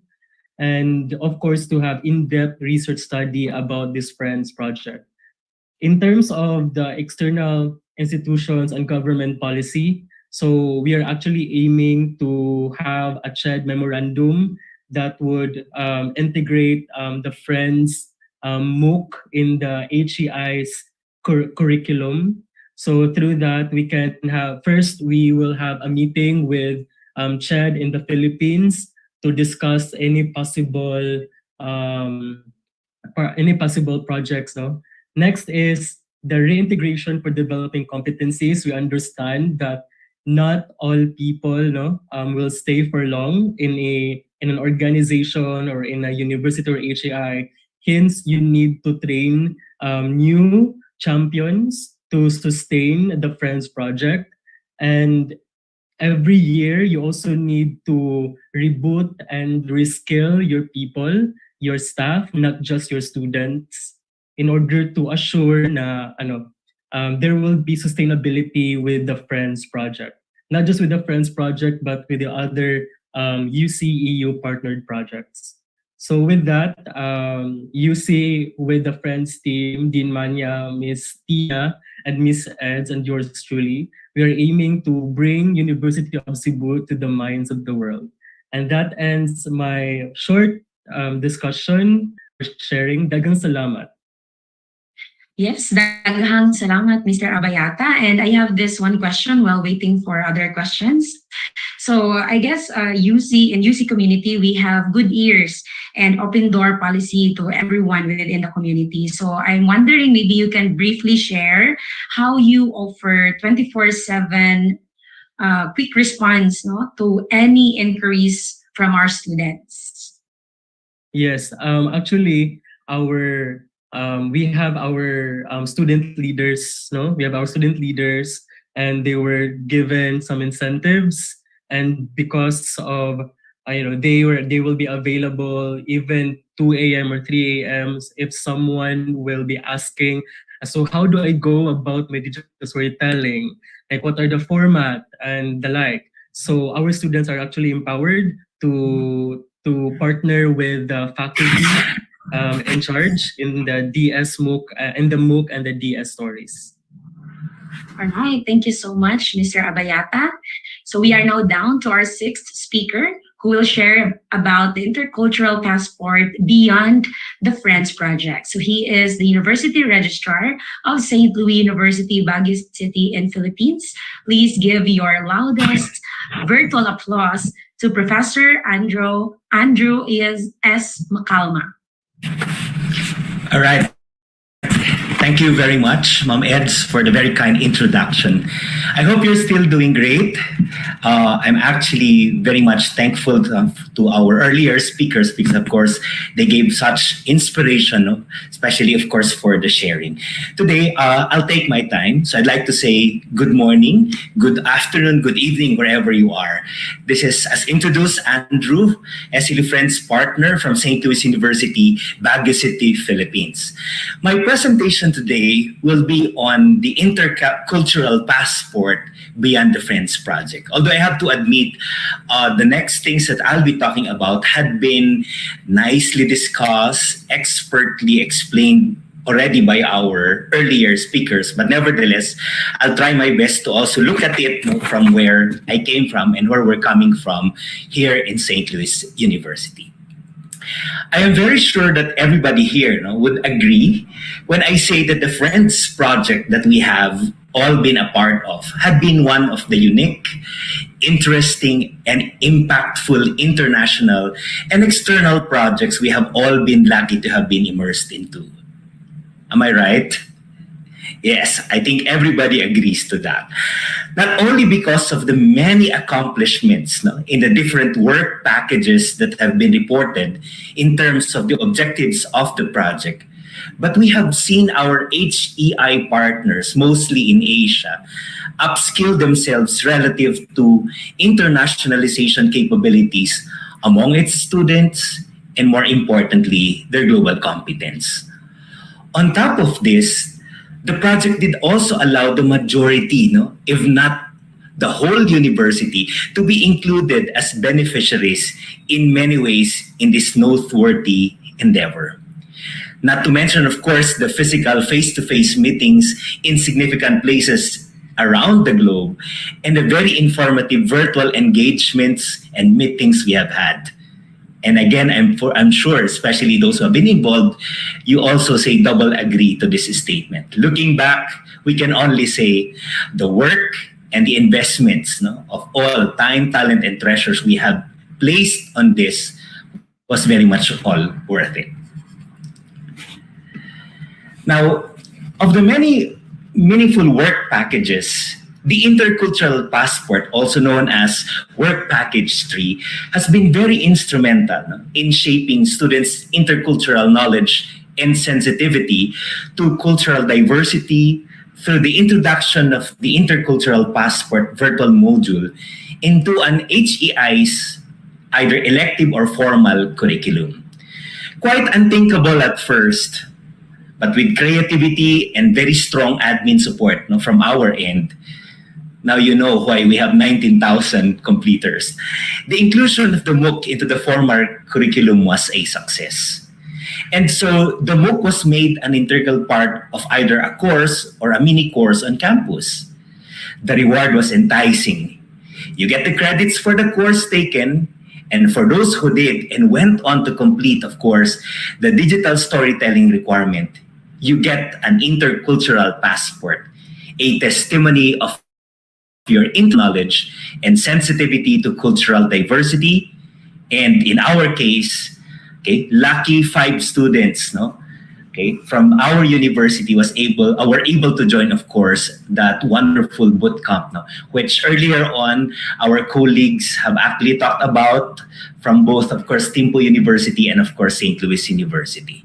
In short, okay, as mentioned, to get your intercultural passport, one needs to complete, of course, the IACD self-paced MOOC, and then eventually the validation of your international or intercultural prior experiential learning evidenced by a relevant student digital story.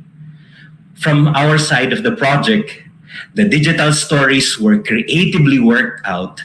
These are testaments of the participants' now growing intercultural experience. And as we listen to them talk about it, you know, this might have been a ticket to a boot camp, but more than anything else, for them, this was very life-changing because they had to see the world face to face. So how did we do, no, in SLU, and how did we fare for the Intercultural Passport work package? Now you're seeing right now on your screen how we did in numbers. Clearly discussed by Dr. Richard earlier on, our model was the 1 + 2 = 3 model of the Intercultural Passport. So more than the 1 + 2 is equal to 3 model is actually very much selling the idea, okay, not only to the top management. That was quite easy because, of course, the project was already part of the university. More importantly, was to sell the idea, okay, to the faculty members, to the stakeholders, and of course, the support offices of the campus. And so that led to 19,515 MOOC completers. This is as of September 2022, and I think this will still be counting, okay, especially for this semester. Of the 19,515, 138 digital storytelling entries were submitted. And so therefore, that allowed SLU to award, through VUM, of course, 138 intercultural passports to the deserving students. And that resulted to 5 boot campers to Bulgaria. And of course, with a plus there, we know very well that we have accomplished a lot in terms of helping developing our students' intercultural knowledge and skills. Now, these happy statistics are a testament of SLU's accomplishments towards internationalization at home. However, as the Friends project is about to close, the biggest challenge right now is focus on the sustainability of the very good projects we have started. Well, in response to such and cognizant no, of some possible obstacles, the following may be considered if only to sustain the momentum of internationalization and the nurturance of campus diversity. Heading the call and the challenge of Mr. Adrian Viale, I hope I pronounce it right, the project officer for Asia European Commission, it has to be sustained in some ways. Now, how do we look at the sustainability of it? Well, I'd like to think that since it started with friends, we can actually sustain intercultural passport and of course the internationalization at home project no, in our HEIs by turning into friends. When we have problems, we turn to friends. And the good thing about it is when we have friends, we have support. And so therefore, I'd like to present, of course, my proposal using friends as a solution. So how do we do that? Definitely, number one will be to ensure full top management support. And of course, to be evidenced by the internationalization agenda in the university's strategic and operational plans, if and when you have that. And of course, in the in our university, or maybe in your university's academic calendar annually.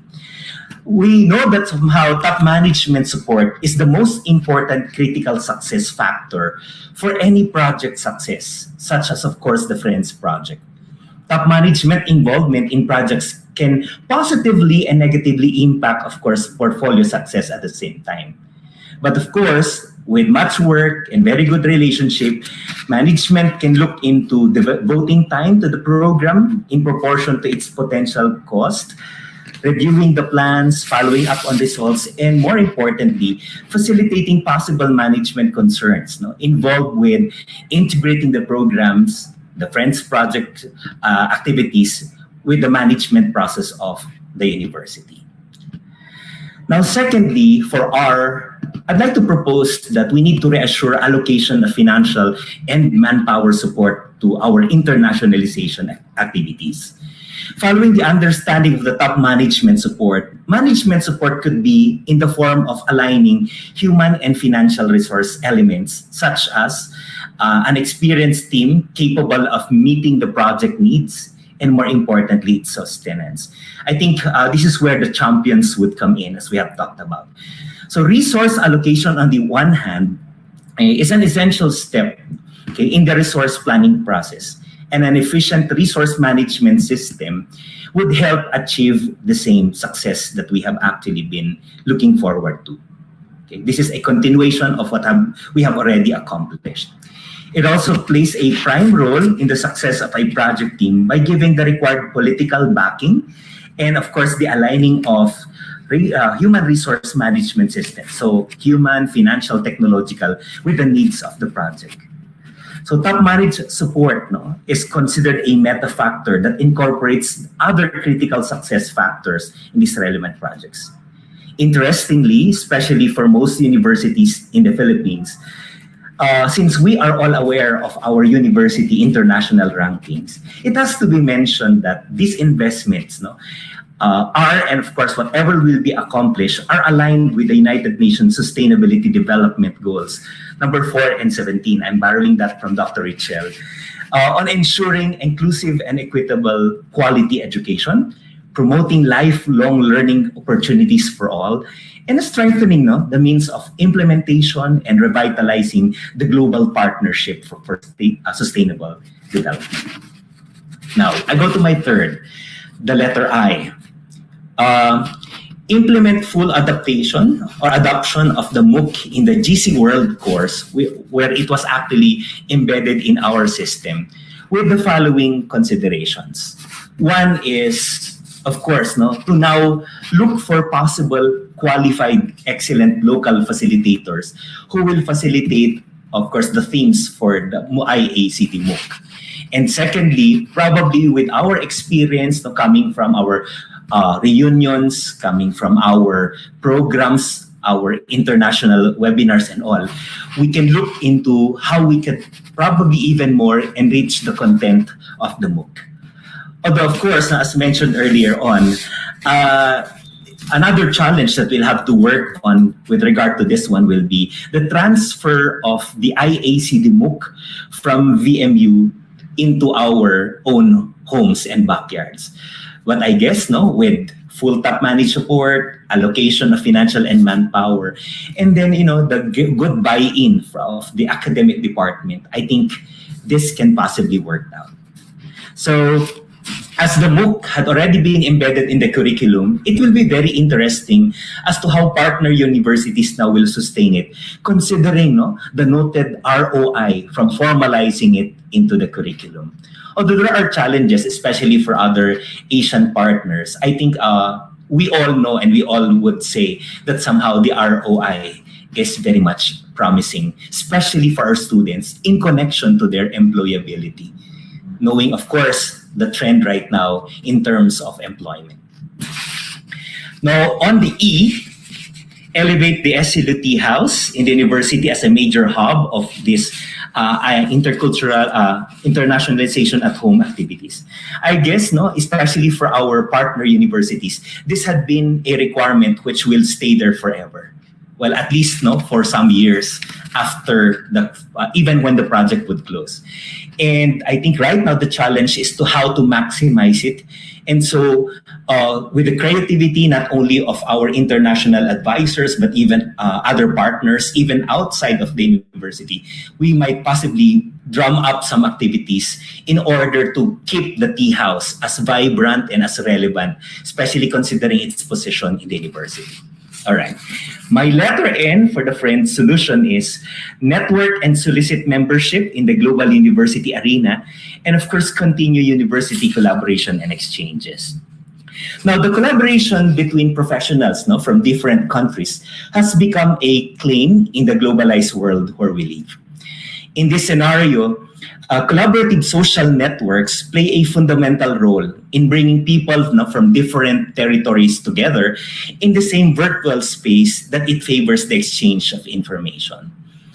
We have to remember that such partnerships and linkages would allow the HEIs and the partners to engage in meaningful collaboration that would lead to student and faculty mobility, research collaboration, joint scientific activities, scholarship grants, curricular enhancement, and policy formulation, among others. Professor Jos Belen earlier this day has mentioned about the importance of collaborations and that it can be done in a good number of ways. I think if you were very much taking down notes, he actually presented a beautiful slide relative to sub-tools for IAH in the formal curriculum. And there I'd like to mention 4 points. Number one would be online collaboration, engagement with local diversity. I guess he even mentioned that, when we go for local appreciation of local and indigenous culture, it is and will still be internationalization. I think that's a very liberating lesson we have learned from the Professor Jos Belen today. And of course, local and foreign guest lecturers, coming from these collaborations, and of course, sustain incoming student mobility. Okay, there. That's my N. And my letter D is deliberate efforts to sustain the community development plan, of course, coming out from the Friends project. Although separate from the work package on intercultural passport, the community development plan shall remain a very relevant activity. I have to say that I just came from that community development plan. It changed a lot, about my perspective, about how I look at that, and enrich, of course, my appreciation of my root as a person, and at the same time, of course, the culture and the life that they have. This will be another arena for local and international students to learn from the very culture present within the location of the HEI. The immersion into a minority group will definitely widen their perspectives in the arena of intercultural engagement, cultural awareness, and diversity. It has to be remembered, again, that somehow culture and appreciation of such will be a very good internationalization experience. And lastly, Friends, the letter S, to sustain internationalization and IAH momentum on campus. This can be seen in, of course, the university looking towards, as probably an offshoot of the collaboration with the global university, to look into how we can still continue with student-faculty mobility.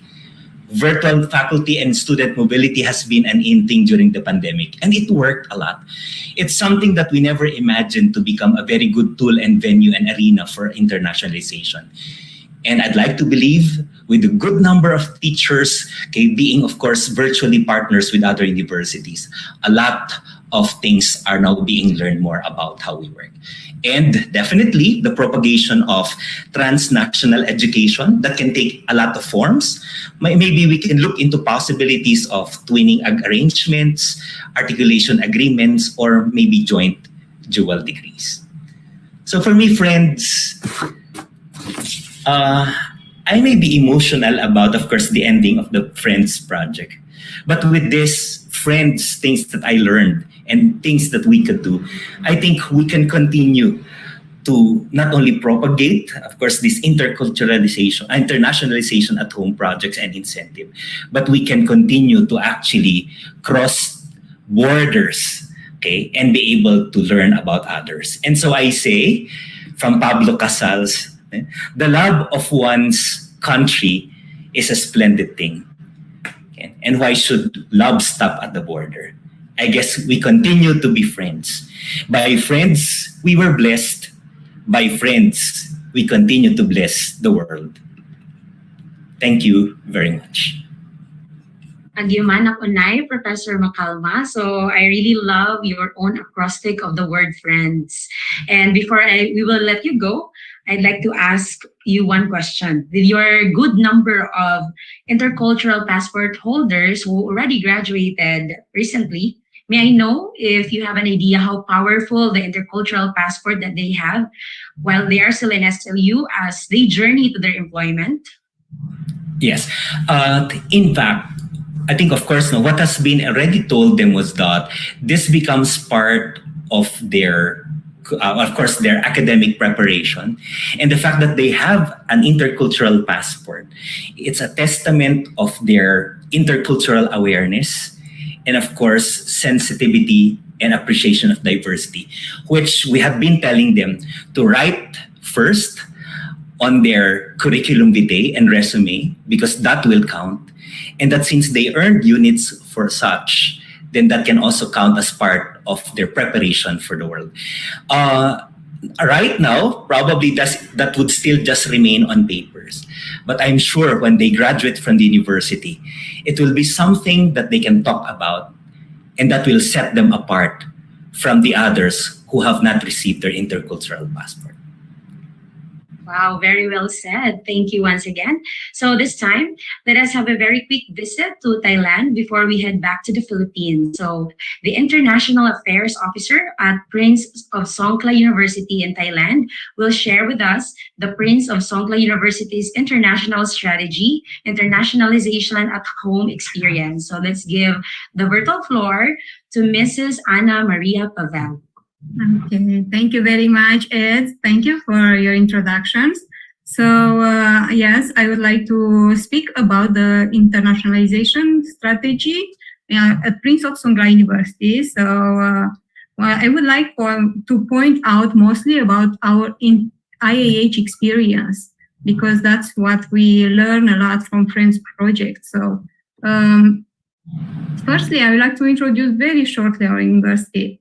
PSU is a beautifully landscaped university with green campuses, as you can see from the photos.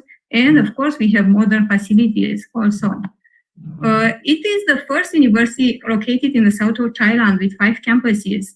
And in terms of ranking, it is top 10 in Thailand and 171 in Asia by QS ranking.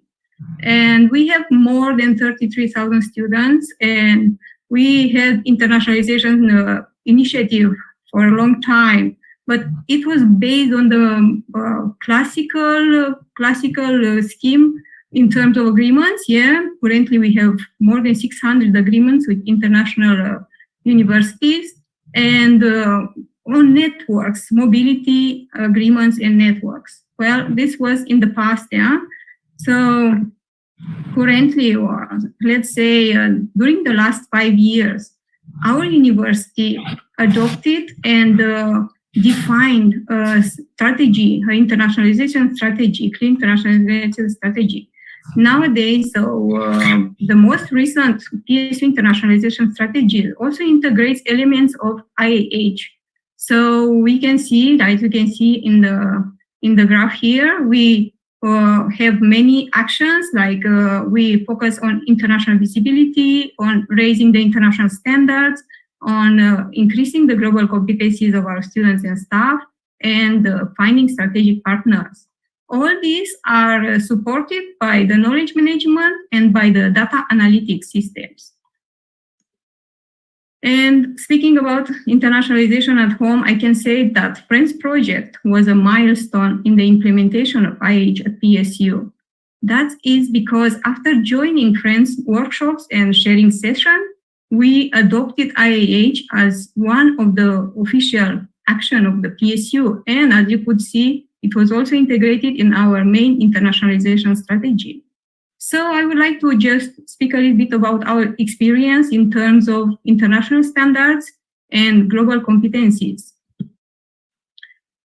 The kickoff of the internationalization at home at PSU took place in January 2020. So after we joined the Friends and we learned from Friends project many things. So we had this big event, luckily for us, still on site because it was just before COVID strikes.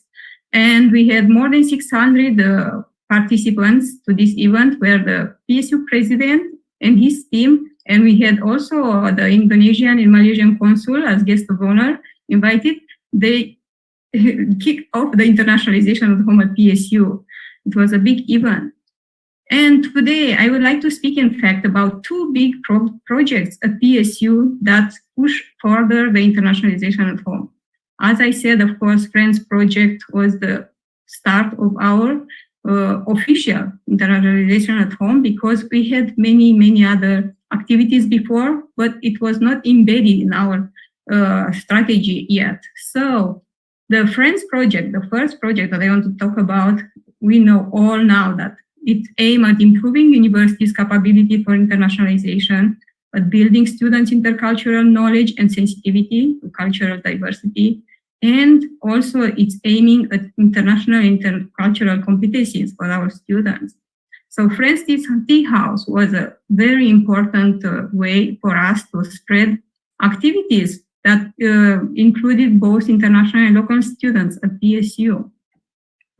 And the second big project that I would like to mention today is a governmentally funded project called Reinventing University Project. In fact, the Thai government encourages Thai universities to go further and increase their internationalization capability through this project. So this Reinventing University project has four main objectives: to increase or leverage the international accreditation by developing non-degree and degree programs, also to prepare students for global citizenship, to create global collaborative networks for increasing the global visibility, and also to support innovation and research. So this can increase also the global competency of our staff and students. So there are many activities. I will just go through a few of them. Yes, many of them are similar to Friends, but some are different. Like let's say accreditation and research are a little bit different. In terms of reaching the international standards, what the university is doing. So, of course, when you're speaking about international standards at the university, we speak about teaching and learning standards. So PSU encourages its lecturers to go for, to obtain professional standards frameworks. So we encourage our lecturers to obtain UK professional standard frameworks and both, if possible, PSU professional standard frameworks. So in 2021, we had 451 lecturers that obtaining these frameworks. In terms of international accreditation, we have 13 programs that already applied to obtain this international standard accreditation from international agencies and organizations. And a big part of our internationalization of home, of course, concerned the increasing the global competencies of our students and staff. So the virtual exchange program, of course, that is a very interesting program where our students can interact with international students and learn together courses that are taught by both our PSU students and the foreign students from those universities. So in 2021, we had 71 such activities. We also had I would like to mention another IAH activity aiming at global competency development. It's virtual visiting professors. These are experts from well-known universities around the world that will give lectures or research consultations to our students and staff. And in 2021, we had 176 such activities. The international virtual seminars, in fact, there are seminars that gather more or minimum, let's say a minimum of 100 participants. So there are more than 100 joining. These are aiming at spreading knowledge to our students and staff. And in 2021, 11 academic seminars have been done.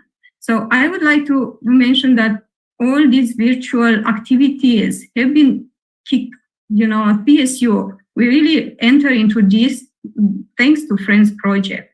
So Friends Project was the one that started us into internationalization at home. So another project that I think all universities have this COIL, collaborative learning, where our students learn together with other students from international universities. And I think this project, the World Class Self-Learning Project, is a very interesting one. So the university supported financially our staff and students to take courses like very upskill, reskill courses, via MOOC projects like on Coursera, edX, Udemy, and the staff and students that joined these courses, that took these courses, they got, of course, new knowledge, new skills, and, of course, certificates from highly renowned universities. And we cannot stop to say about MOOCs. MOOCs are very, very important when everything is closed, like no mobility, no face-to-face activities.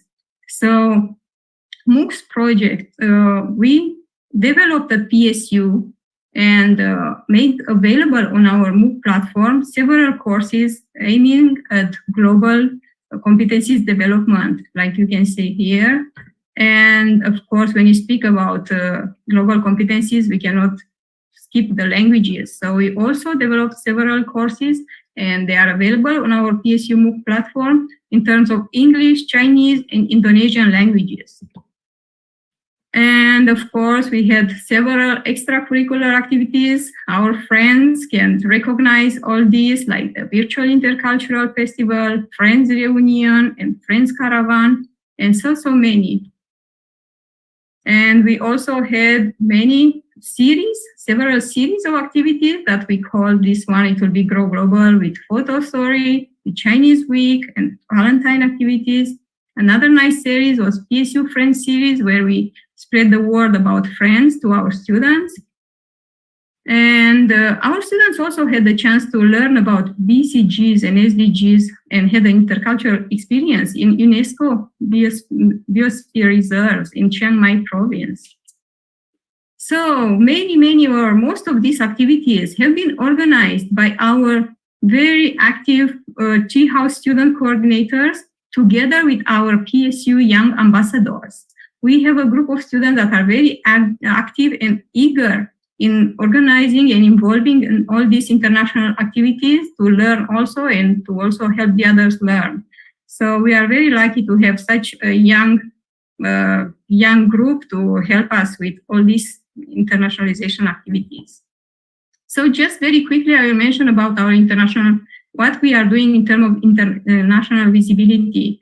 So last year, PSU hosted and co-hosted together with QS international partners several events. So we were the host of the QS Subject Focus Summit in tourism and the co-host for QS Apple 2021.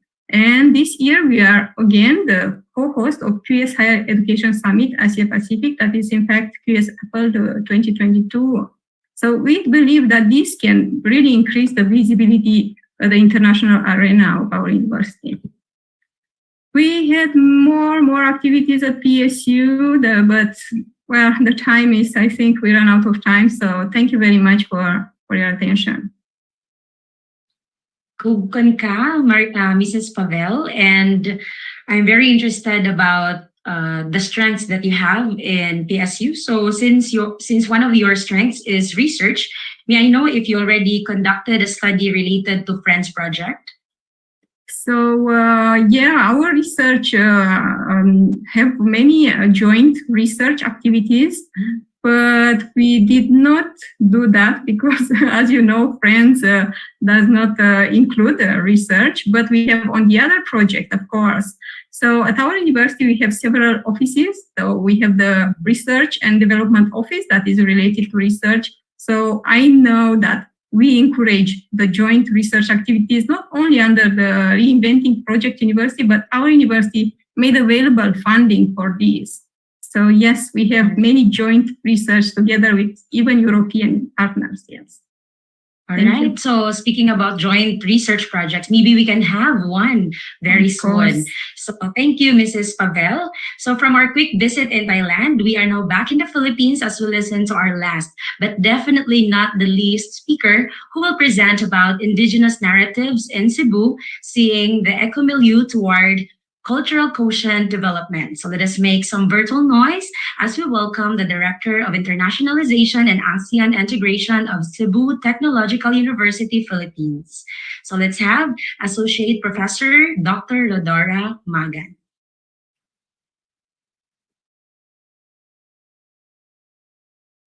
We cannot actually hear you, Dr. Magan. Hello, Ms. S. Yes. Can you hear me now? Yes, very clear. All right. Thank you. Okay, thank you very much. Good afternoon, good evening once again from here, and good afternoon to our friends in Bhutan. I'm the last person, and I know that everybody has a question. How long is her speech today? Don't worry, I won't torture you. It's going to be very quick and very informative as well. I call this presentation a breather. I'm from Cebu. I'm a Cebuana, but probably many of you might be losing a lot of opportunities in the past of knowing what really constitutes a Cebuano, or a real context, which is very vibrant and colorful at that. I call this indigenous narratives at first, but I changed it to indigenous poetic visions, as I believe in poetry as something very moving, and that there are a lot of ideas, perspectives that we can learn from them. At the end of the day, we can still call them very distinct narratives, and indeed we can see the milieu. There is specifically the environmental milieu toward intercultural, of course, awareness, and I call this cultural quotient development. This is very important nowadays. We move forward to the very concept of this entire presentation, which is, I believe, necessary. We have the flow of discussion, theoretical foundation, because you might be asking later on why I'm calling Cebu, or why I'm calling the Cebuano and the Cebuano an indigenous element as we speak. I don't want you to be questioning me at the end of the day. So we have this theoretical foundation, indigenous poetic vision, second layer, third layer, cultural quotient development, and of course, Western infusion via cultural evolution. Because at the end of the day, we have to lobby the concept of friends being the mechanism here of pushing forward for intercultural awareness and everything. The scope of my talk here is very much founded on reconceptualized indigeneity. I know that there is very basic definition that we can look into. Of course, the dictionary is a great help. We can look up for the meaning of this, and we have one common idea about this. But in my talk this evening, we have the reconceptualization. Of course, it's based on the postmodern idea. The cultural reconceptualization is going to lead us to one thing: survival, according to Mankiller in 2009. So I would say, and I would contend that the term is highly contested, according to Stuart Georgina, and this is a very avant-garde idea in the field of literature from where I belong. And I could say that this departure from the general perspective of indigenous culture is very much a great help toward understanding the biggest icon in India in literature. We have Gayatri Spivak, a forerunner of post-colonial cultural criticism. If we read everything about Spivak's work, we can see a lot of ideas coming through, ideas basically that are so new to many of us and very challenging because we think that indigenous as a concept has only one bearing, but at the end of the day, it is equivocal. And for you, who might probably be on the same boat, you can say that, yes, we are heading in the right direction. Spivak is our key to understanding and unlocking things here as we continue. I would say that deconstruction for Spivak is an intellectual ethic which enjoins a constant attention to the multiplicity of determination. And I will stress on the idea multiplicity because this brings to us the concept of references, a lot of reference points. If you ask a person, what do you think is the meaning of this? You have to, do a follow-up. What's your reference point? Which do you think is this? Follow-up question, what is the reference point? Why do you think this is so? Another question, what is the reference point? At the end of the day, there is no direct answer to anything. In the postmodern world, there is multiplicity of everything. And the goal here is to determine whether or not this multiple meaning is very universally accepted or not as well. Regardless, we can say that whatever meaning you have, well, you have the right to own it. Everything has this capacity to create meaning.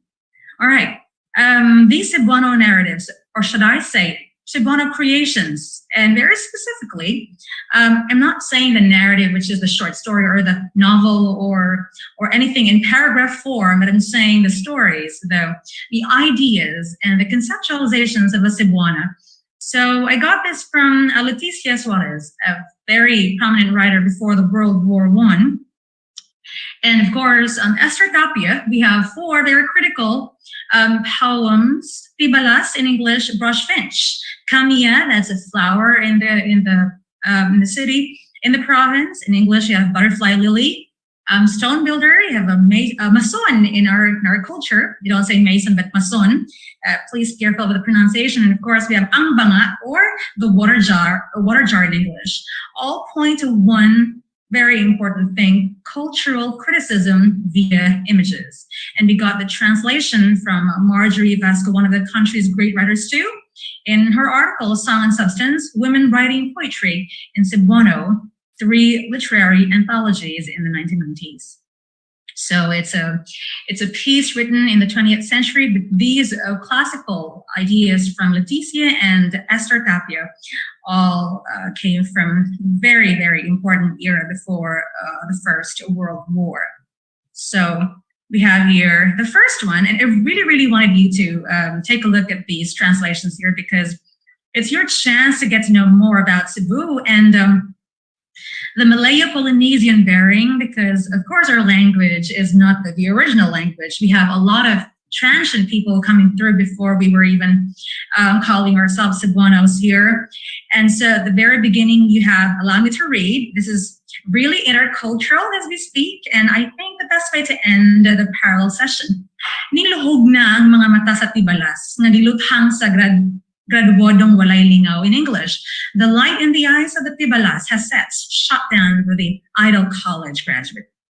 Well, I chose this very emphatic and very significant part in the poem because it teaches us that environmental care is very inherent in every society.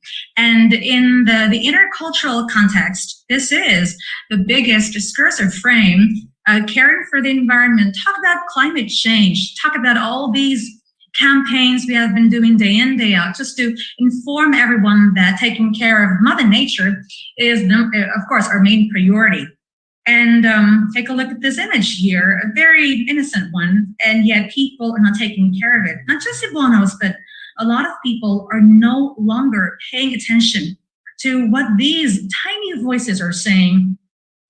The tweets that we are hearing, the natural tweets in the environment are missed out. And we have to say that once and for all, we go back to those traces of narratives. And right here, right now, I'm saying to you that we can do this. We can still do this. All right. So the second one, the second poem I chose is very important, of course, stanza. Og ikaw mga dili orkidya, dili loya. Yeah, loya, that's of course ginger. Karang dili na bulak apan.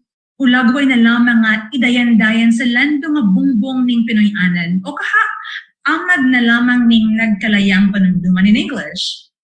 And you are no orchid nor ginger. You are no more than a picture to decorate the dark wall of this dwelling place. Perhaps you are merely an ember of wilting memory. Later on, I'll tell you why this is very important, the implication of these lines via the images. Here's the kami on the left side, and this is at some point a drying as we speak, because again, the people lack the care. Millennials, Xenials now are so glued onto their screen that they're forgetting these very important elements. So this part of the poem of Leticia is telling everyone that there is more to what we see, and it's not our end goal to decorate them on our walls, but of course, because we need to preserve, because there's no way, as the persona of this poem is telling us, at least there is a method of looking back by preserving it, a common thing that we do on the wall. And again, this is telling about intercultural awareness, moving there, moving here, whatever happens, nature is very important. And during our campaigns, we stress on this as well. Third poem, there's a striking photo of a very primeval, Cebuana.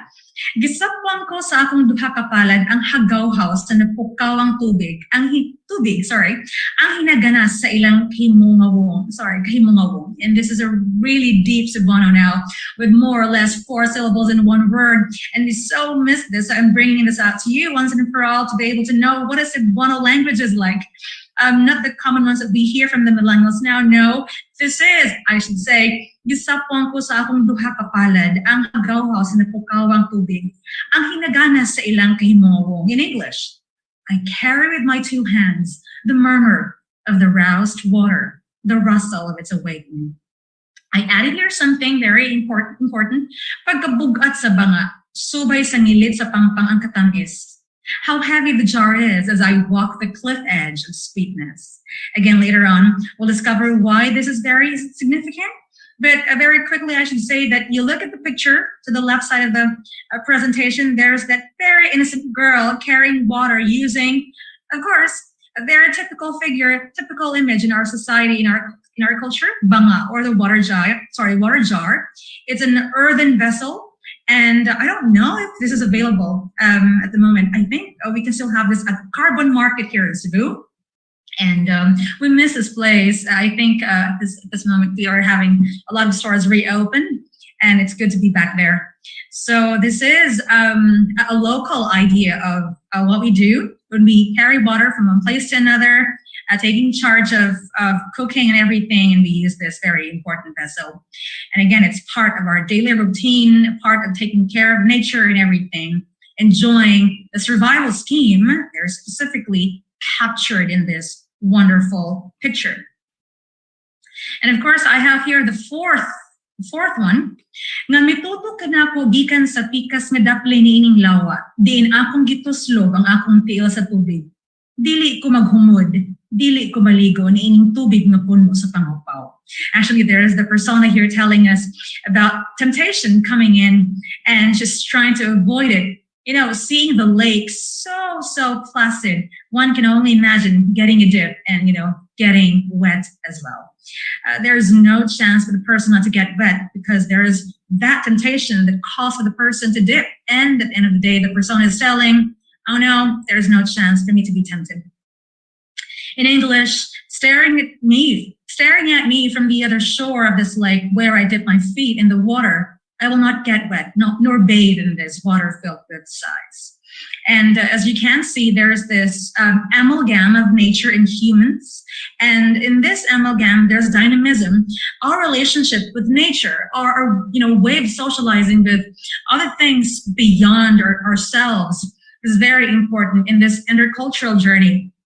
We don't just talk about filling out forms. We don't just talk about all these numbers and figures and everything, but we also have to talk about the psyche and the very important element in every activity that we do. For example, in the Friends campaign or in our internationalization at home campaign, this is very essential as we introspect and discover who really is this person talking, what are we made of, and what can we actually do moving forward.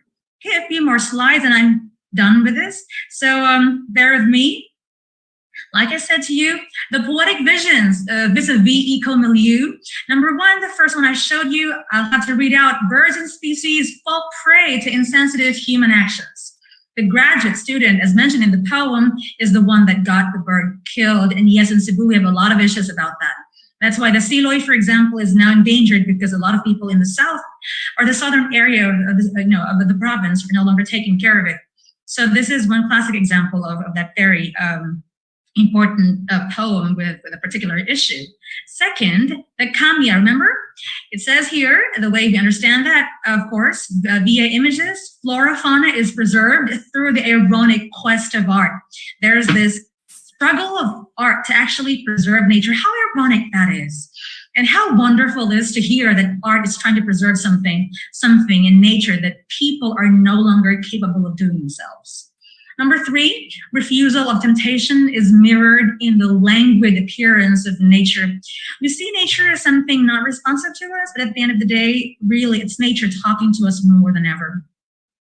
And we have to really heighten this discussion in our, of course, tea time with our students and faculty. They go to our tea rooms for very important communication strategies. That is to boost their emotional aspect and more than that, to give them an idea as to what they should be doing from here on. And number four, the sweetness of survival emanates from nature's being. I should say that the girl carrying water using the earthen vessel is not complaining at all. She is enjoying it. She is relishing every moment of it. And, the texture of the earthen vessel reminds everyone as we read the poem that there is more to life than merely what? Embracing all these advancements. Although we cannot shun the idea, we really have to do it because, there is evolution, but the very concept of still recalling what nature has done to us and has been doing to us and what we can do to nature, that is a priority. Okay, of course, we have 6 more slides, but I'll do it very quickly. So once again, as promised to you, this poetic vision extraction centering on eco-milieu is very much leading us to cultural quotient development or the intercultural awareness, especially focusing on the Cebuano context. All right, the Cebuano, I'm not considering the Cebuano as an indigenous element here, but of course, theoretically, based on the statement I spoke about, basing on Spivak and in postmodern context, we have to reinvent the way we see the word indigenous, because at the end of the day, before all of these innovations, we call ourselves the innocent, the indigenous. Of course, the naked element of nature is you and me. And after technology, we have become someone else. I don't know if you know yourselves, but we have to, again, reconceptualize ourselves, being immersed now in this very inevitable setup of technology. Mr. Bono, a quick trip down the memory lane. These are the people carrying earthen vessels. I'm proud of this picture. We say that Cebu or Cebuanos constitute the second largest ethno-linguistic group after Tagalog in the Philippines. Of course, we're numbering 16.5 million as of late, and that's so huge. So moving on to this present time, we have, I think, tripled. And this indigenous picture you're seeing is no longer that. But again, we don't forget who we are. So we take into consideration this one to bring to everybody's attention today that there's this group of people in this part of the continent who are very eager to join the cause with you, who are trying to be calling themselves the millennials and the Xenos, but deep down in their hearts, they are the indigenous people who want to care for their environment as a sacred act, not just a simple ritual, but a sacred act. The Cebuano poetic vision from the four poetic narratives or texts. We say, there are 4 things we can learn from this evening. And number 1, the poetic vision based on those 4 poetic texts. We say, number 1, it displays consequences of human actions. It strives to preserve culture through art. It believes in restraint. And of course, it celebrates the struggles life may bring. In our intercultural discussions, we bring to their attention all of these very important implications. And we don't just talk at the tea house for nothing. We say that dialogic paradigm with these very important ideas from our poems, from our short stories and everything is very important. All right, unpacking the characteristics through the past, present, and future. You have the past Cebuano, the present Cebuano, and the future Cebuano. There's just one question here. What are we capable of doing in the next few years? Okay, 20 years hence, for example, I have to say there should be only one answer. An element that should never forget what the environment should be, okay? And that whatever happens through time, this concept of having the trade, first figure, second, of course, another trade on the waters, and these kids smiling, the tiny Cebuanos, the cute Cebuanos, laughing their hearts out one afternoon on a field is very, very wonderful to me. This is a reminder of these happy times, especially that we are calling ourselves products of innovation. These are elements that couldn't be, of course, forgotten, and elements we should never be neglecting moving forward. So the Cebuano, in a nutshell, I should say, is a responsible element in the past, in the present, in the future. Last 2 slides.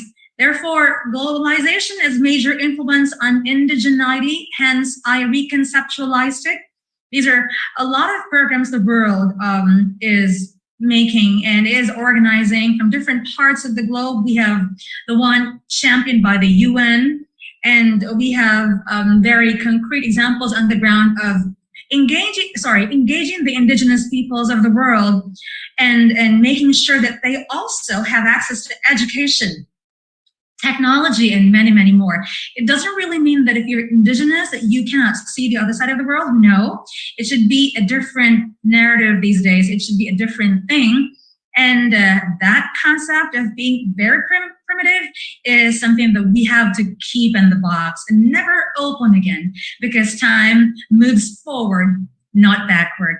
And here we say that the indigenous and non-indigenous elements, of course, should be shaking hands together. And there's a program again across the globe. We have the indigenous people's right to education given premium now by UN. And we have even very interesting facts here of international indigenous campaign for students, to actually be integrated and, of course, have the quality education, not just in Southeast Asia, but also in Europe, in America, and in many parts of the advanced world. So I say technology promotes education among the indigenous people. So I have the right to say at the beginning that the term indigenous should be reconceptualized as we speak. That's according to Krull in 2010. And I think I'm down to my last slide as promised. I'm very quick with this. Ladies and gentlemen, people in Bhutan, my friends in the country, my fellow Cebuanas and Cebuanos, as my fellow Cebuana, it's all about the relationships. Conclusion, allow me to read out.